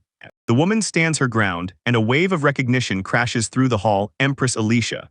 Rudolph freezes, staring like he's just been punched, baffled that the first empress would risk herself to defend him. Beatrice, though, snarls back with ice-cold fury, glaring at Alicia like she's nothing more than a hopeless woman. In spite of the injury and Beatrice's furious glare, Empress Alicia rises like a blade, icy, unshaken, and in full control. She coldly declares that Beatrice humiliates the imperial house every time the emperor is away on official duty, then orders her to return to her chambers right now. Beatrice can't even talk. She just stands there shaking, burning with silent rage. She tightens her jaw, then hands you the curd like that's exactly what you want. Meanwhile, Beatrice shoots you one last hateful glare, spins on her heel and stalks off, and suddenly the air turns deadly silent. With the departing consort gone, Empress Alicia turns to the stunned crowd and, calm as ice, addresses them. She apologizes for the disruption and urges everyone to keep the New Year celebration going. As the party's murmurs creep back in, Lisbeth leans close and demands to know what Beatrice whispered to Rudolph. He swats it off like an irritating little buzz and tells her to ignore it, but his gaze snaps to the Empress, who's bleeding. Rudolph warns them, and Alicia brushes it off like it's nothing. She dismisses his worry with a heavy sigh, insisting young people always blow everything out of proportion. As she talks, her face twists in shock. "Prince Rudolph," she blurts, spotting a fresh cut across his own cheek. Then it hits her. Some of those glass shards must have ricocheted straight at him, and now they're bleeding too. His eyes widened a notch as it hit him. Then the Empress snapped into action, her voice cutting with urgency, ordering a nearby attendant to rush him to the infirmary, warning that if the wound got infected, it would be disastrous. He stays dead still while Empress Alicia tightens the last wrap around his head, her hands steady and her voice apologizing for the mess from earlier. Then she declares the makeshift bandage finished. Now they're both crammed on the sofa, and he listens as the Empress leans in to warn him and Lisbeth, "Watch out, because those wounds might flare up and swell later." Rudolph can't make sense of her move, so he snaps up and confronts her on the spot, demanding that Empress Alicia explain why she'd risk everything to defend someone like him. The Empress snaps around and her face hardens into a mask of icy fury, then she spills the truth. She can't stand that woman. Empress Alicia faces Rudolph and Lisbeth, and with a calm, steady voice she lays it all out: her nation, her imperial palace, her entire world. She insists that it doesn't matter if the emperor feels nothing for her. She's thrown her whole life into the empire. She even says she never objected to his choice of Katerina, the count's daughter, as the second empress because it's his duty to secure capable heirs. But as she finishes, a hidden sting of resentment flickers across her face. Her composure shatters in a heartbeat. Fury twists her face as the memory of Rudolph's mother, Beatrice, comes crashing back. Beatrice storms the palace like she owns it, cackling while she stomps all over everything Alicia swore to protect, her filthy feet leaving nothing sacred untouched. She whips back to the prince and blurts it out. Her hatred for Beatrice made her neglect him, sure, but that wasn't the real stain. The real desecration was the imperial palace itself, a home she's adored like it was her own child. Then she straightens up, fire in her eyes, and declares who she is, the first empress of the Baldec Empire. Her eyes soften as she locks gazes with Rudolph, and her voice turns real, full of a sincerity she didn't have before. She tells him straight to his face that he's her beloved child too because he's part of the imperial family. Then she reveals the truth of what happened when he was attacked. Her body moved on its own to shield him, and any pain she took protecting her child doesn't frighten her, not a bit. Rudolph just stares back, wide-eyed, stunned. She admits her apology probably sounds too simple now, and says it's way too late to make things right. The Empress snaps that something must be wrong with her for forgetting such a basic truth for so long. Rudolph just stays silent, taking her confession in like it's crushing him. In the hush of her thoughts, she regrets everything. If he'd stayed fueled by nothing but selfish ambition, she wouldn't be drowning in this tangled storm of feelings. They stand side by side in that lavish room, and the air practically crackles with all the history nobody dares to say out loud. Rudolph is totally wrecked. Tears spill over the moment he starts speaking, streaming down his face as he finally finds the warmth he never got from his real mother. And through the sobs, he still manages to deliver a heartfelt thank you to the Empress. Her icy facade just crumbles, and Empress Alicia breaks into a gentle smile as she apologizes for trapping Rudolph and Lisbeth with a stubborn old woman like herself. Then she takes both of their hands and urges the young couple to go celebrate at the party. The grand ball roars back to life as couples spin and glide across the floor beneath a ceiling decked in roses. And in the corner, a quartet is blasting out the night's music. Turns out Prince Rudolph has joined them, quietly nailing the cello like he's been born for it. As the night fades out, one carriage finally rolls away from the grand estate. Lisbeth sits by herself inside, heading home through the hush of the starry sky. As Seta stands beside Beatrice, Prince Rudolph can't stop replaying their recent encounter. Beatrice admits she never expected to see Empress Alicia act like that, and the prince quietly nods in full agreement. She lets out a huge breath of relief, convinced Alicia is going to step in and mediate things from here on out, though her mind is already sprinting off to Lisbon. Her focus snaps back to the moment as she voices a worry about Beatrice, and when Rudolph hears it, he's stunned, like, really? No need to hit me with those super formal honorifics. He then rants that even Beatrice abandoned him and that she acted with pure arrogance. Then he admits she could be his mother, but still labels her as a truly awful woman. Beatrice quietly hints that she thinks he's doing it on purpose, then pushes the prince to really consider it, because the moment she says it, his whole face turns to shock. To keep Beatrice locked inside the imperial palace, she spells out the ruthless truth. Rudolph has to stay secure as the fourth prince, and she needs the emperor's real affection for her to truly remain. She goes on saying Beatrice's visit today isn't kindness at all. It's a pressure tactic to keep her own power locked in, and right there in that long, shadowy hall beside her, Rudolph admits her logic checks out. He's still totally baffled, and he can't shake the fact that her choices still don't add up. If she really cared about her place in that palace, she wouldn't act this way. He can't wrap his head around it. Someone who's obsessed with staying inside the palace would still throw herself into danger, like she's begging to be tossed aside. He figures these outrageous stunts will finally push past even the emperor's limits, no matter how untouchable she seems. Beatrice drops her conclusion, then her moves tear apart every intention she claims, like she's daring the emperor to throw her away. That thought hits Rudolph so hard his eyes go wide and he can't even find a word. He leans in and tells a baffled Lisbeth that Beatrice's weird behavior isn't random at all, it's simple. Lisbeth thinks clearly, while a fool throws reason out the window. He keeps his chin up and swears that once he marries into her family, Beatrice won't get a pass into the palace anymore, so all her schemes will fall flat. His words detonated into Lisbeth and Maya, sending flustered shock rippling through them. Lisbeth sputters that he's talking about wedding plans so far ahead when he hasn't even enrolled in the academy yet. Then she straightens up with blazing determination and snaps that they'll hold the wedding the moment he graduates, swearing the time will fly by in the blink of an eye. As their carriage rattles beneath a sky full of stars, Lisbeth keeps buzzing with ideas for their grand celebration, still dreaming about her dress and his tuxedo, which need tailoring, until an exasperated Rudolph snaps in that his school uniform has to come first. In the dim imperial palace hall, the emperor's voice thundered through the shadows. Rudolph had thrown in with the Frederick faction, and the emperor swore he was determined to enroll him in the Imperial Academy. Elsewhere, the cruel nobleman Wilhelm Sauvelier slumps back in a chair, clutching a document. And as he watches Rudolph's play unfold, he grins and decides the time has come to unleash his own schemes. He swings his hand and orders the maid out. "You can leave." But the girl freezes with terror, her face twisting like she's trapped in a silent scream as she scrambles to beg for his mercy. Clutching her head, the maid gasps in terror as the effect starts slipping away. And while she screams Wilhelm's name, he fakes like he's forgotten. Then pops open a tiny vial and readies another dose. With a crooked grin, he shoves the vial to her lips and barks for her to open wide, then reminds her that her whole reason to live is his. Her fight collapses in an instant, her eyes turning dead white, and she gushes her thanks like a lifeline. She swears that living and dying for him is her greatest joy. Wilhelm watches, smug and pleased, until a knock slams at the door. The door swings open and Lord Sauvelier steps in, apology already spilling from his mouth, spotting Wilhelm kneeling with the maid beside him. He asks if anything went wrong at the celebration, and Wilhelm keeps his cool, calmly saying everything's fine. An old subordinate rushes into his master's presence, and swears it's all clean, no doubts, no whispers, not a single soul suspects that Master's father Yolan is dead. Wilhelm Sauvlier, his master, flashes a wicked grin and orders Claude, yeah, that's what he calls him, to keep playing his double, and Claude bows low, swearing he'll obey. With his orders delivered, Wilhelm spun around and strode toward the open balcony, the curtains snapping in the night breeze. And he knew he had to be back at the academy the next day. He steps out beneath the full moon, staring down a sea of city lights, gripping that familiar vial in his gloved hand. Then his face twists with pure malice as he vows to destroy this nation. Inside the carriage, Lisbeth sobs uncontrollably, panicking that the Imperial Academy dorm split boys and girls. And she wails that she can't stand being separated from Prince Rudolph.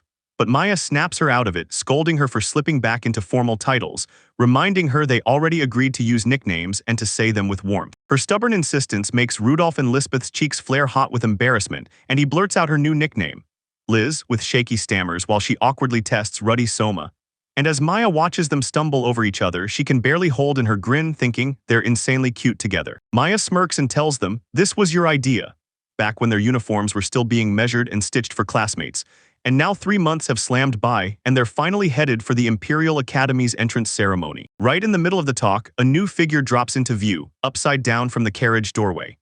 The young woman, a personal attendant and intelligence agent for the Falk-Rant family, keeps her cool and tells Maya to cut the teasing of her employers. Lisbeth, unbothered by the whole intervention, gets a kick out of it and pushes even harder, urging Rudolph to scold the wild, unrestrained Maya, and that has Rudolph grinning nervously. The carriage jolts to a sudden stop, and before anyone can panic, she snaps back with what she found. There's a full blockage 3 kilometers up, and a whole line of carriages is stuck dead in their tracks. She tells them how a horse from the carriage ahead clipped a stone, wiped out, and crushed its leg. Now it's blocking the road. And the whole group sinks with dread as they realize they won't reach the entrance ceremony on time. Rudolph lets out a heavy sigh, clocking the fact that, as royal family, they can't afford to show up late. Lisbeth's face tightens with pure determination, and she snaps that running would get them there faster. He nods without a second thought, and once he says Liz, Rudolph tells Maya they'll meet the others later. Then he grabs Lisbeth's hand and hauls her along. As they sprint away, Maya can't help but stare, because Lisbeth is totally different the moment she's with His Highness. Rudolph and Lisbeth refuse to miss a beat, sprinting side by side down the road, as a stubborn row of carriages sits perfectly still along the way. He bolts through the academy's halls, barely scraping into position, and as he and the others streak by, a fellow student, still locked into his book, shoots them a piercing, canny glance. That student's intense stare locked onto them until they vanished down the hall. And behind it all, the Imperial Academy's massive spires towered in the distance. Inside the main hall, the entrance ceremony is already in full swing, row after row of fresh-faced students in crisp new uniforms, standing at attention as the Academy's faculty watches them like a firing squad. Rudolph and Lisbeth squeeze into the crowd and snag their spots, standing right next to that hardcore book reader, and a dark-haired boy beside him. When the ceremony finally ends, the students break apart instantly. Rudolph's eyes follow as his brand-new classmates stride through the glowing colonnades, each one vanishing toward their own classroom. In their assigned classroom, a huge, intimidating man strides in and says his name is Boris Armian, your homeroom teacher for the next 3 years. And then he declares they'll start with introductions, one by one. When April from the Svensson family speaks up, Lisbeth's nerves spike as she leans toward Rudolph and admits in a shaky whisper that she's terrible at this kind of thing. The next student steps up, and it's a bright, confident young woman, fully grown and impossible to miss. She smiles and introduces herself as Sheila, eldest daughter of the Anderson Frontier Marquis family, then tells everyone to treat her well. The moment she speaks, her charm hooks several of the male students, and you can practically hear them gawk as they're struck by her beauty and her perfect physique. When she says her family name is Anderson, Rudolph's whole world jolts, because it clicks that she's Prince Robin's ex-fiancée, and the moment that truth hits, the other boys erupt into chaos. Then their teacher Boris slams his hand on the desk and roars, "Enough, stop the fuss." His flustered reaction doesn't slip past Lisbeth. She leans in, close enough to steal the air from his lungs. He stammers, scrambling to say he only looked because he recognized her as Robin's former fiancée, but just as he starts to make it make sense, the teacher snaps, calling for the next person. Rudolph's moment is here. He sucks in a breath, squares up, and faces the whole class as his voice locks in. "I'm Rudolph First Baldyke." The room erupts with surprise, curiosity, and straight-up scrutiny the second they hear that royal name. He braced for cold stares and a hostile welcome from the whole class. But when his royal status landed, the backlash never came. What should have sparked anger just fizzled out, and it left the prince completely stumped. Then his eyes lock onto one student, Sheila.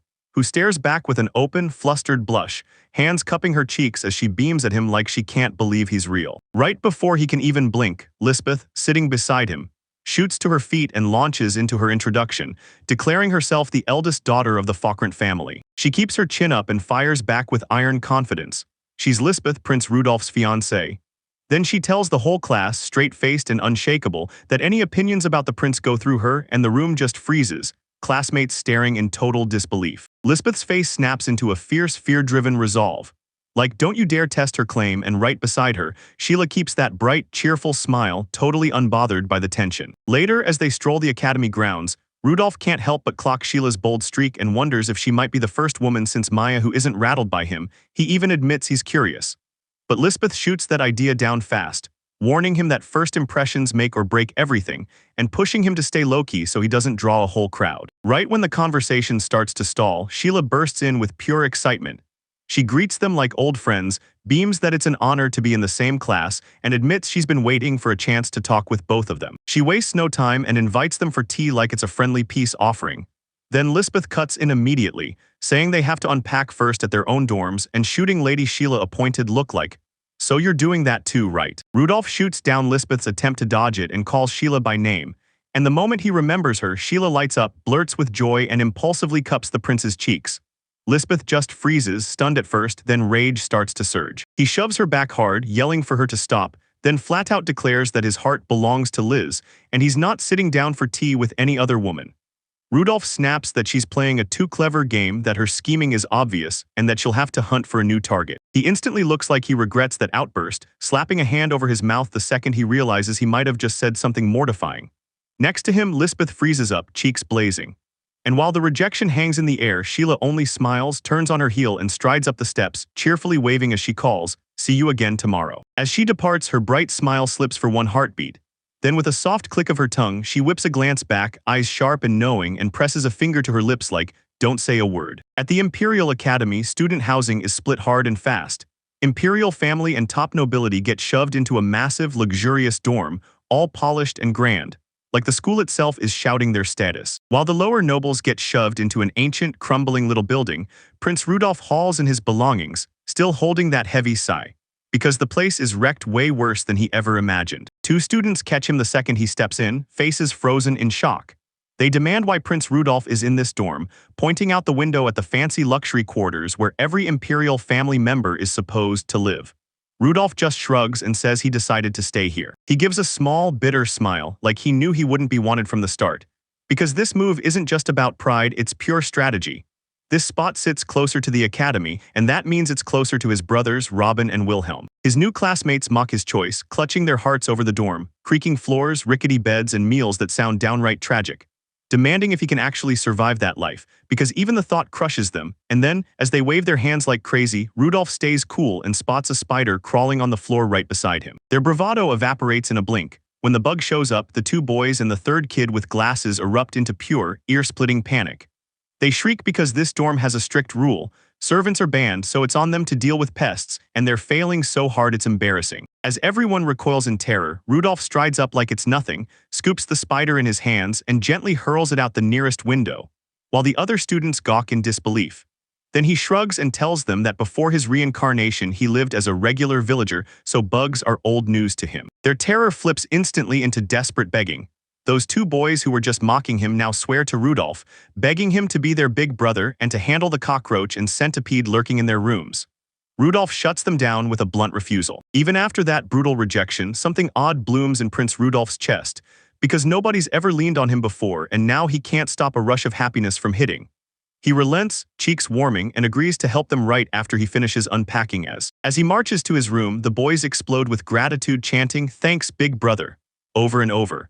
While inside the dorm, Rudolph's irritated voice snaps back, demanding they stop calling him that. Maya, his maid, steps in and startles him. She's staring down with real concern, calling his name and demanding to know why he's sprawled on the floor. Under a blazing full moon, she's up on the branch outside his second-story window, telling him she had to climb because the boys' dorm is off-limits to women. While, from inside, Rudolph grills her for going that far just to handle a few pesky bugs. Later, he sits in the garden with Lisbeth and her maids, and he can't stop thinking, Maybe Sheila Anderson snapped because she just broke her engagement to his brother, Prince Robbie. He keeps digging, convinced the Anderson family blames him for the feud. But the real wreckage of that broken engagement is on Robin's shoulders, and he figures that's exactly why Sheila finally came to him, full of resentment. He blurts out his conclusion, insisting it's a logical assumption, and Maya nods along, saying it feels dead-on probable. Lisbeth, though, doesn't look worried at all. She tells Rudolph it'll be fine, then teases him to not stir up too much trouble, while he stays lost in thought, swearing he'll wipe out any pests that try to cling to him, because a real quest for revenge can't be anything less than all in. Then he fires off orders to his crew. Maya stays on guard for Lisbeth, and she'll be posted to keep watch over him too. Maya snaps to attention and salutes hard, fully taking in every word. He snaps himself back to reality, remembering servants aren't allowed in the lower-class dorms, then brushes off the warning about an ass as his guard. He insists that even if Sheila's out for revenge, she wouldn't actually kill him, so he changes course and orders that guy to keep eyes on Wilhelm from the luxury dormitories. He brushes all that chaos aside and whips around to Lisbeth with a blinding smile, saying the real point.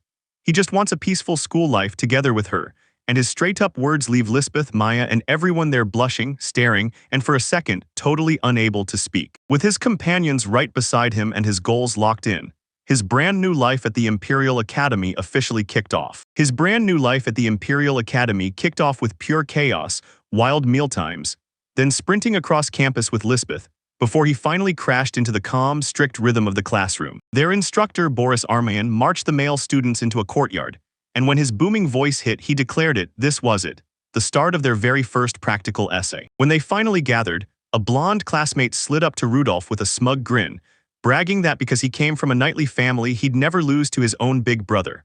While Rudolph just went tense and silent at that way too familiar nickname. That kid's confidence got aimed straight at a bunch of intimidating upperclassmen.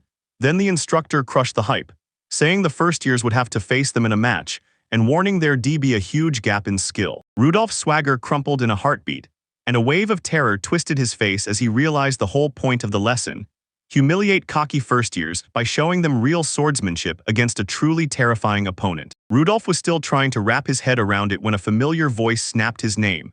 He spun around and froze, because his opponent was none other than second Prince Oscar, grinning at him, congratulating his enrollment, and telling him to take it easy. The moment he revealed his opponent, the other students went huh, because Oscar was the Academy's top swordsman, a monster with a heavy blade.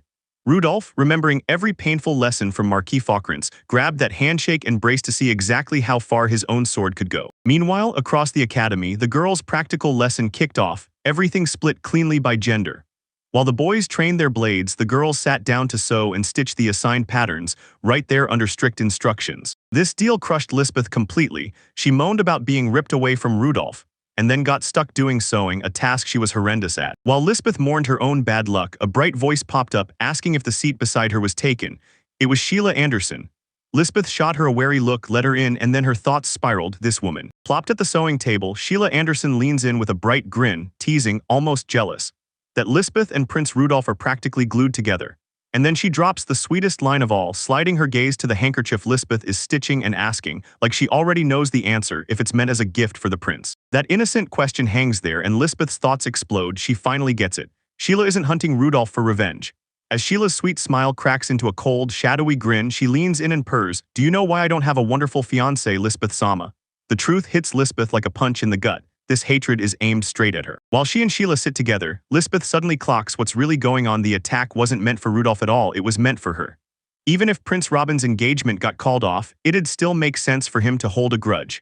Lisbeth's face twists with worry, and Sheila, noticing, teases her with a playful "don't wear that" look. She brushes it off like it's nothing but a harmless joke, then looks Lisbeth straight in the eye and swears she feels zero for Prince Robin. Because honestly, if anything, she feels the complete opposite. Sheila straight up admits she's relieved the engagement got called off, and for a split second, Lisbeth can't even find the words. As the Anderson family's leader, she says her one job is guarding the western border, the Empire's lifeline for trade and defense. And because of that, she's never once felt pressured to marry into the imperial family. Spending time with Prince Robin only made that feeling burn hotter. He came off crude, violent, and utterly incompetent, strutting like the world was his property. During their dinner, he kept glaring down at her and the Mardre Vanders the whole time. The memories drag on Robin's lewd comments, his smug promise that he'd claim her as his bride, even with her being some country brat. Back in the present, Lisbeth can't help but shudder from pure disgust. Sheila laughs at the irony too. The imperial family calls them country bumpkins, even though her own family is the one holding the border. Then she smirks and admits quietly that when she heard Prince Robin got beaten to a pulp, a little spark of satisfaction actually lit up in her. That's it for now, thanks for watching, and I'll see you in the next video. Bye. After pouring out her story, Sheila wheels back to her new friend and gives a warm, heartfelt thank you that hits straight in the chest. Lisbeth's cheeks tint as that gesture lands. And in the background, a sparring bout wraps up. Elliot, a second year, wins it clean. And then the loud call for the next match hits the air. Boris Armin strides onto the training grounds and calls up the next duo, first-year Rudolph and second-year Oscar. Then Rudolph steps in razor-focused while Oscar, the older brother, drifts forward with a calm, confident smile. Sword to sword, Oscar stares Rudolph down and says, "We never got to talk at the New Year's party." Then he grins and admits he's been itching to spar with Rudolph for ages. He apologized to his brother for dodging a past invite, but Oscar just waved it off, saying Rudolph was jumping into their other brother's faction anyway. Once all the pleasantries were out of the way, the sparring match erupted, and Oscar shot forward, sword raised high, ready to smash down with a crushing blow. Rudolph clocked the strike in an instant, read that shallow step like a decoy, and surged forward to slam the range, until Oscar yanked back right on cue, daring him to bite. When their blades finally collided, Oscar grinned and praised Rudolph's sharp, no-nonsense swordwork, clocking that he'd trained under Marquis Faukrance. Then he nailed the truth. Rudolph probably only sparred with foes tougher than him, but Oscar's eyes widened as his younger brother didn't just hold his ground this time. He surged forward and took the fight to him. From the sidelines, the other students stared in shock, whispering, "No way," because Rudolph was actually keeping up with the toughest kid in the whole academy. From a high window over the training grounds, Sheila Anderson leaned in and watched the duel explode before her eyes. Beside her, Lisbeth sat there, stitching embroidery like nothing mattered. And when she finally turned and asked if she wasn't scared Rudolph was battling Prince Oscar, Lisbeth just smiled and said she kept her chin up and swore Lord Ruddy wasn't the kind to fall, then locked in her focus. She was going to work, plain and simple. She flashed a smile, sided with her friend, and basically confessed that Lisbeth loved Lord Rudolph with a devotion she could never match, only for Lisbeth to look totally stunned by it. Sheila then dropped a bombshell confession. At first, she'd even thought about stealing Lord Rudolph back as payback for the shattered engagement that ruined her family's name. And the moment Lisbeth heard it, she just froze in pure, stunned disbelief. She flinched inside, and her hatred for Sheila hardened on the spot. Because no matter how cheerfully he begged to just stay friends, Lisbeth couldn't shake that bad feeling. Then her eyes snapped to the hoop in Sheila's hands, and what she found was a total disaster. The stitching was a chaotic tangle, barely even Prince Rudolph anymore. Sheila's eyes burned with tears as she confessed she'd messed it all up, wishing she had feminine grace, because all she ever really knew was martial arts. Even with her own problems, Sheila jumped in with sharp, spot-on advice, warning that Lisbeth's chosen pattern was way too tangled for a beginner and that the fabric in her hoop wasn't pulled tight, so everything kept slipping and shifting. Then she told her to start with a simple design, slow down, be patient, and trust that practice would level her up. And Lisbeth listened, stunned by how detailed and accurate the critique was, and curious, she begged Sheila to show her more, admitting her mother had struggled with this stuff too, so Sheila didn't hesitate. Spirits soaring, she promised they'd do their best together. The lesson started, then got yanked to a halt when Lisbeth suddenly pricked her finger on a needle and gasped in shock. After a mountain of careful work under Sheila's watch, the project finally clicked into place. Now this embroidery hoop was packed with charm, showing a dark-haired girl and a light-haired boy holding hands. Sheila burst with joy and slammed into a startled Lisbeth, wrapping her in a hug as she cheered her on. Because for the first time, the embroidery she'd started finally clicked into a real, unmistakable shape. Later, in another room, Lisbeth swallowed her nerves and called out to Sheila, shaking as the words left her mouth. She rolled up to her with a sincere look in her eyes, then flashed a tiny, apologetic wink. Lisbeth thanked Sheila for teaching her and admitted she'd been way too harsh before. Heart hammering with fresh respect, she sucked in a breath and asked, letting pure hope ring in her voice, that Sheila would want to be her friend. Her face practically lit up with pure delight and she blurted, "Yes," without the slightest pause, laughing with joy as she wondered out loud how many times she'd need to say it. A thunderous shout rips through the grounds, screaming for the fighting to stop right now. That command slams the duel to a stop. On the cobblestone training yard, Prince Rudolph and another student freeze in a brutal stalemate, their wooden swords crossed.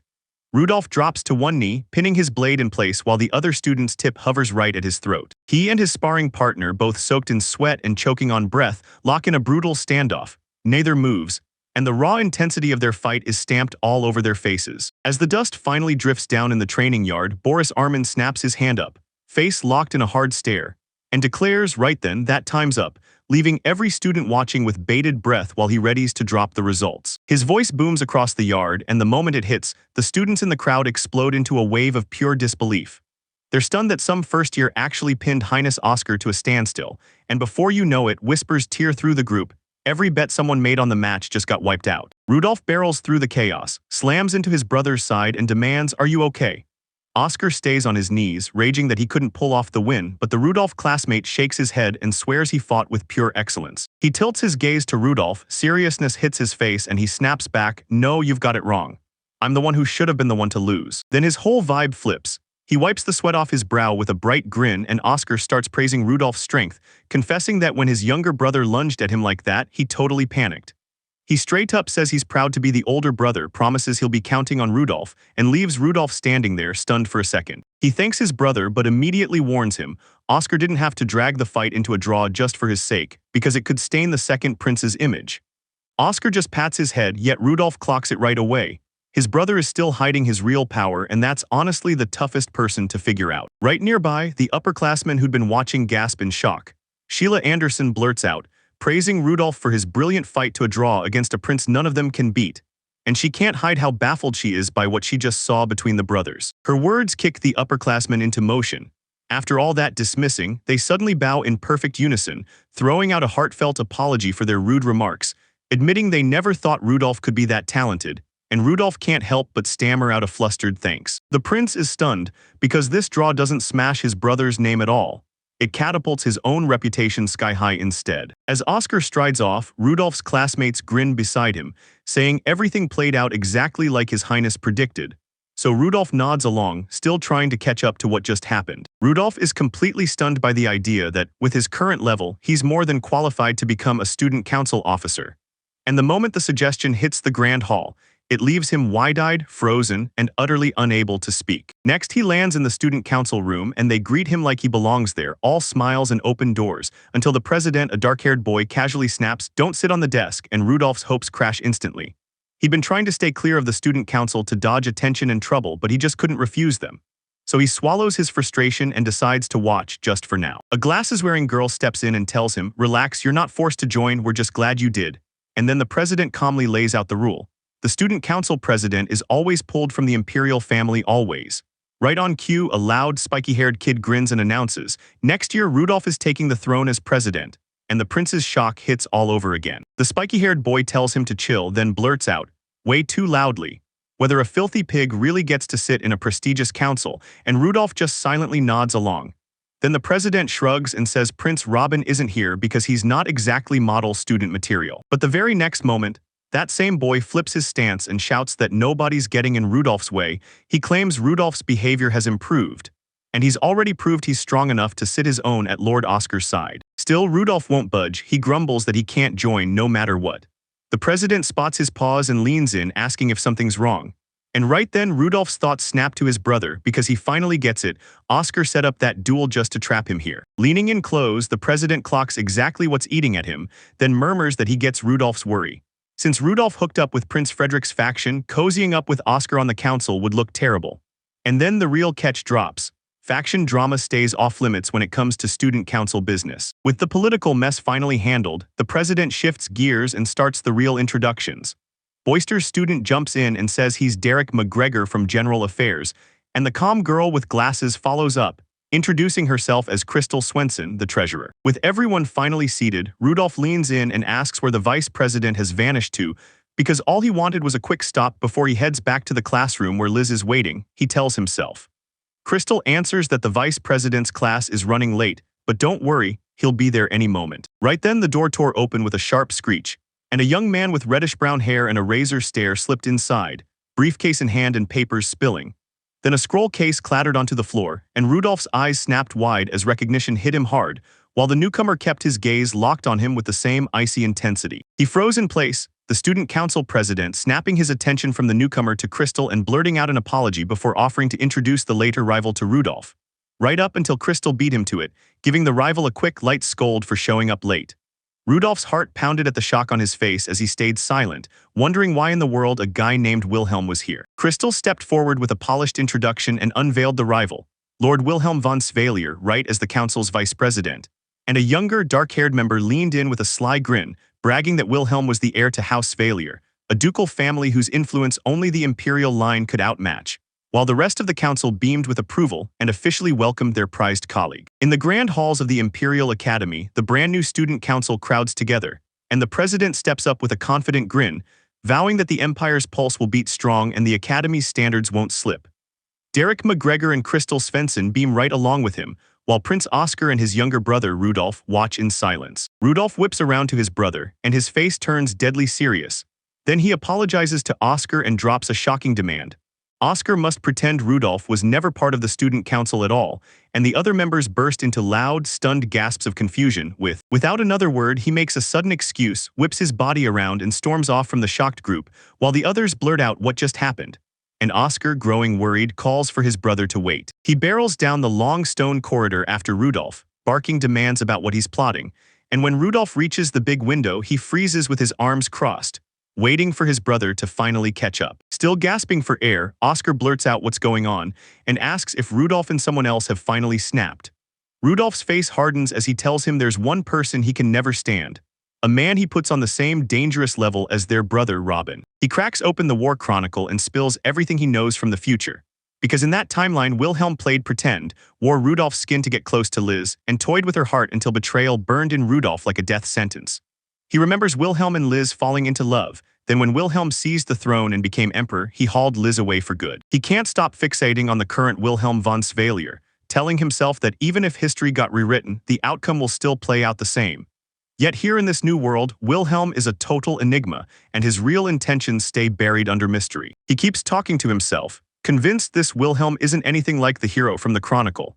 And then he feels it, a boiling hostility in Wilhelm's eyes aimed right at him, and he can't help thinking, if Wilhelm isn't already plotting to have him assassinated, then what is he doing? Rudolph snaps his focus back to the moment, locks eyes with his brother and tells him, crystal clear, that Wilhelm is the one person Oscar must never, ever let his guard slip around. With the warning finally out of his mouth, Rudolph shrugs it off and slips away, leaving Oscar alone, sweat running down his temple, as he watches his brother walk off, fear rising in his chest over what's really going on with him and how long he'll be able to handle it. He watched his younger brother stride out of the grand hallway, and Rudolph's ultimatum hit like a bell. If Oscar really wanted his help, then he had to face the truth, cut every last tie with Wilhelm. Rudolph pushed on through the long, sun-drenched corridor, and he left his brother staring at the choice that had just landed in his lap. Because now Rudolph realized it was all on Oscar. Meanwhile, Rudolph's arrival sparked instant excitement. Sheila Anderson, perched with Lisbeth and another young noblewoman, shouted that he was late and made sure he heard it. He froze, annoyance snapping across his face, and demanded to know why Sheila was standing with Lisbeth, his voice slicing the air. Sheila shot back, acting offended, and asked why he sounded so disgusted. He watched Sheila like a hawk, suspicious she was up to something, and then she grinned and declared the nuisance was finally leaving, waving goodbye like it was all a joke. While Lisbeth and her friend begged her to address the prince properly, but Sheila just waved them off. His confusion kept swelling as they vanished, leaving him alone with Lisbeth, and he couldn't stop asking himself how those two even became so close in the first place. Lisbeth just looked down, cheeks burning with shyness, clearly not sure what to say. Then his eyes snapped to the thing she was offering him, a handkerchief, stitched with tiny pictures of both of them. He got it instantly. This wasn't just pretty, it was her embroidery class's project. Lisbeth blushed as she thanked him for his praise, and she confirmed it was super cute right on the nose. He snapped his eyes up from the gift and locked onto her gaze. Then she leaned in and asked if he still remembered their very first meeting, since it had almost been a full year since they'd found each other again. She replayed that memory out loud, and her eyes shimmered with tears. Back then, the moment she snapped and broke down, he didn't pause for a second. He just thrust his handkerchief into her hands. She said this was her way of paying him back for that handkerchief. Then, even with everyone sneering at his past and spitting Tyrant Prince, she knew right then and there that his kindness hadn't vanished at all. With a soft smile, she turned to Lord Ruddy and told him that since their academy days were only just starting, she really hoped they'd stay friends. Rudolph gets hit so hard by Lisbeth's kindness that he bursts into tears, cheeks burning, tears spilling, and then an onlooker freaks out, yelling at Lord Ruddy to make sure he's okay because Rudolph looks like he's leaking every last bodily fluid. This wild burst of feeling hits Sheila like a wave. She stares in pure teary bliss, drool sliding from her lips. And inside, she can't help thinking their precious sight is too much for her heart to handle. Her shock wasn't random. It lit up because she lived for one thing, shipping. Sheila was a die-hard romantic pairing enthusiast, the type who could only imagine love stories slotting characters together, and yeah, she even wrote fan fiction about real people. So when Lady Lisbeth and Lord Rudolph showed up as a possible match, her support turned fierce and unstoppable. After that gut punch of an exchange, time dragged on. 2 weeks later, life at the academy finally found its calm rhythm for Rudolph. Quiet days, steady breathing, and not a single new attempt to rope him into the student council. He kept replaying every change in his head as he strode across the academy grounds with Lisbeth and Wilhelm.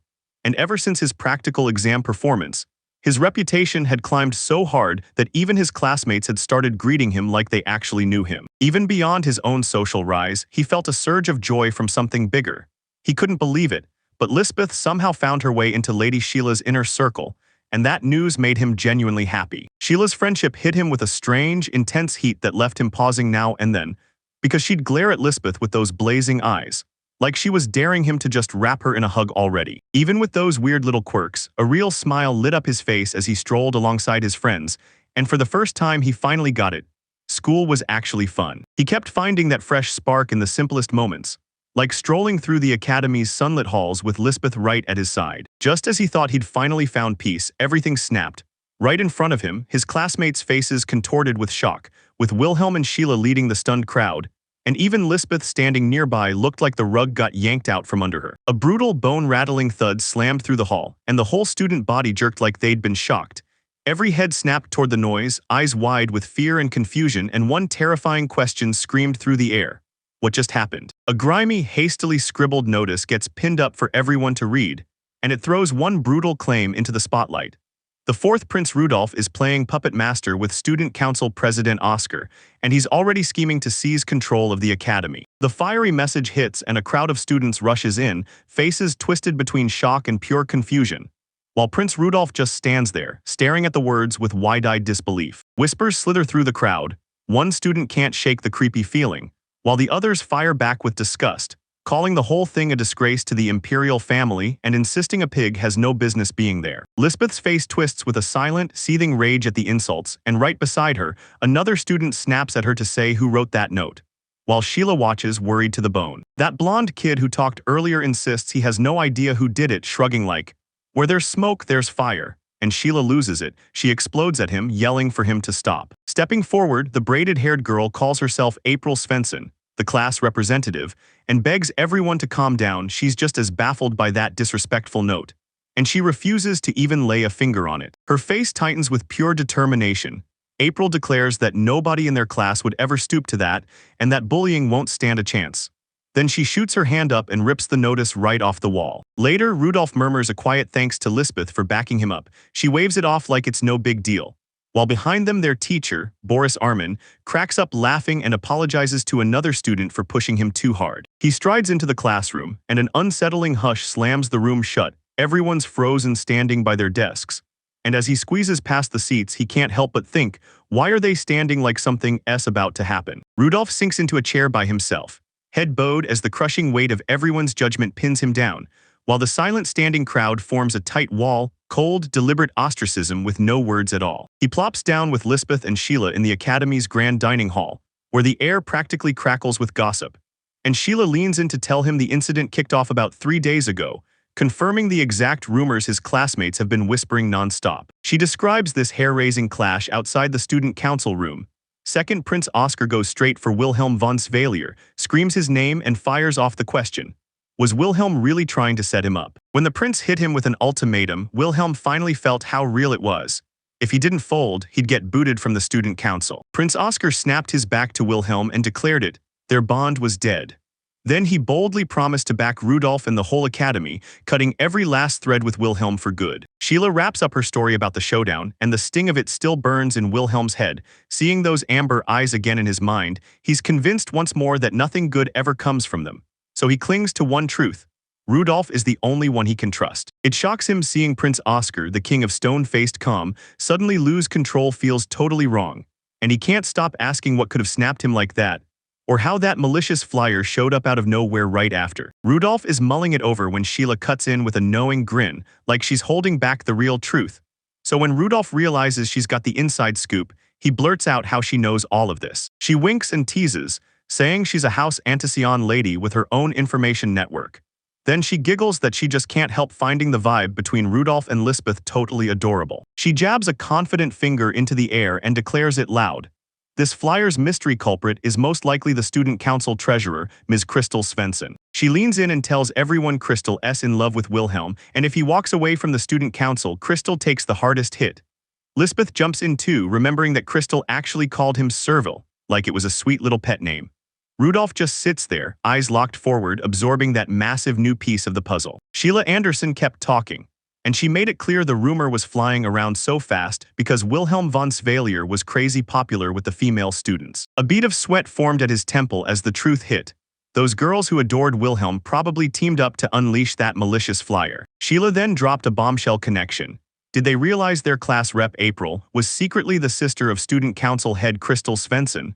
Rudolph and Lisbeth instantly went rigid with shock. The puzzle pieces snapped together for Rudolph. He figured April must have penned that flyer because her older sister told her to.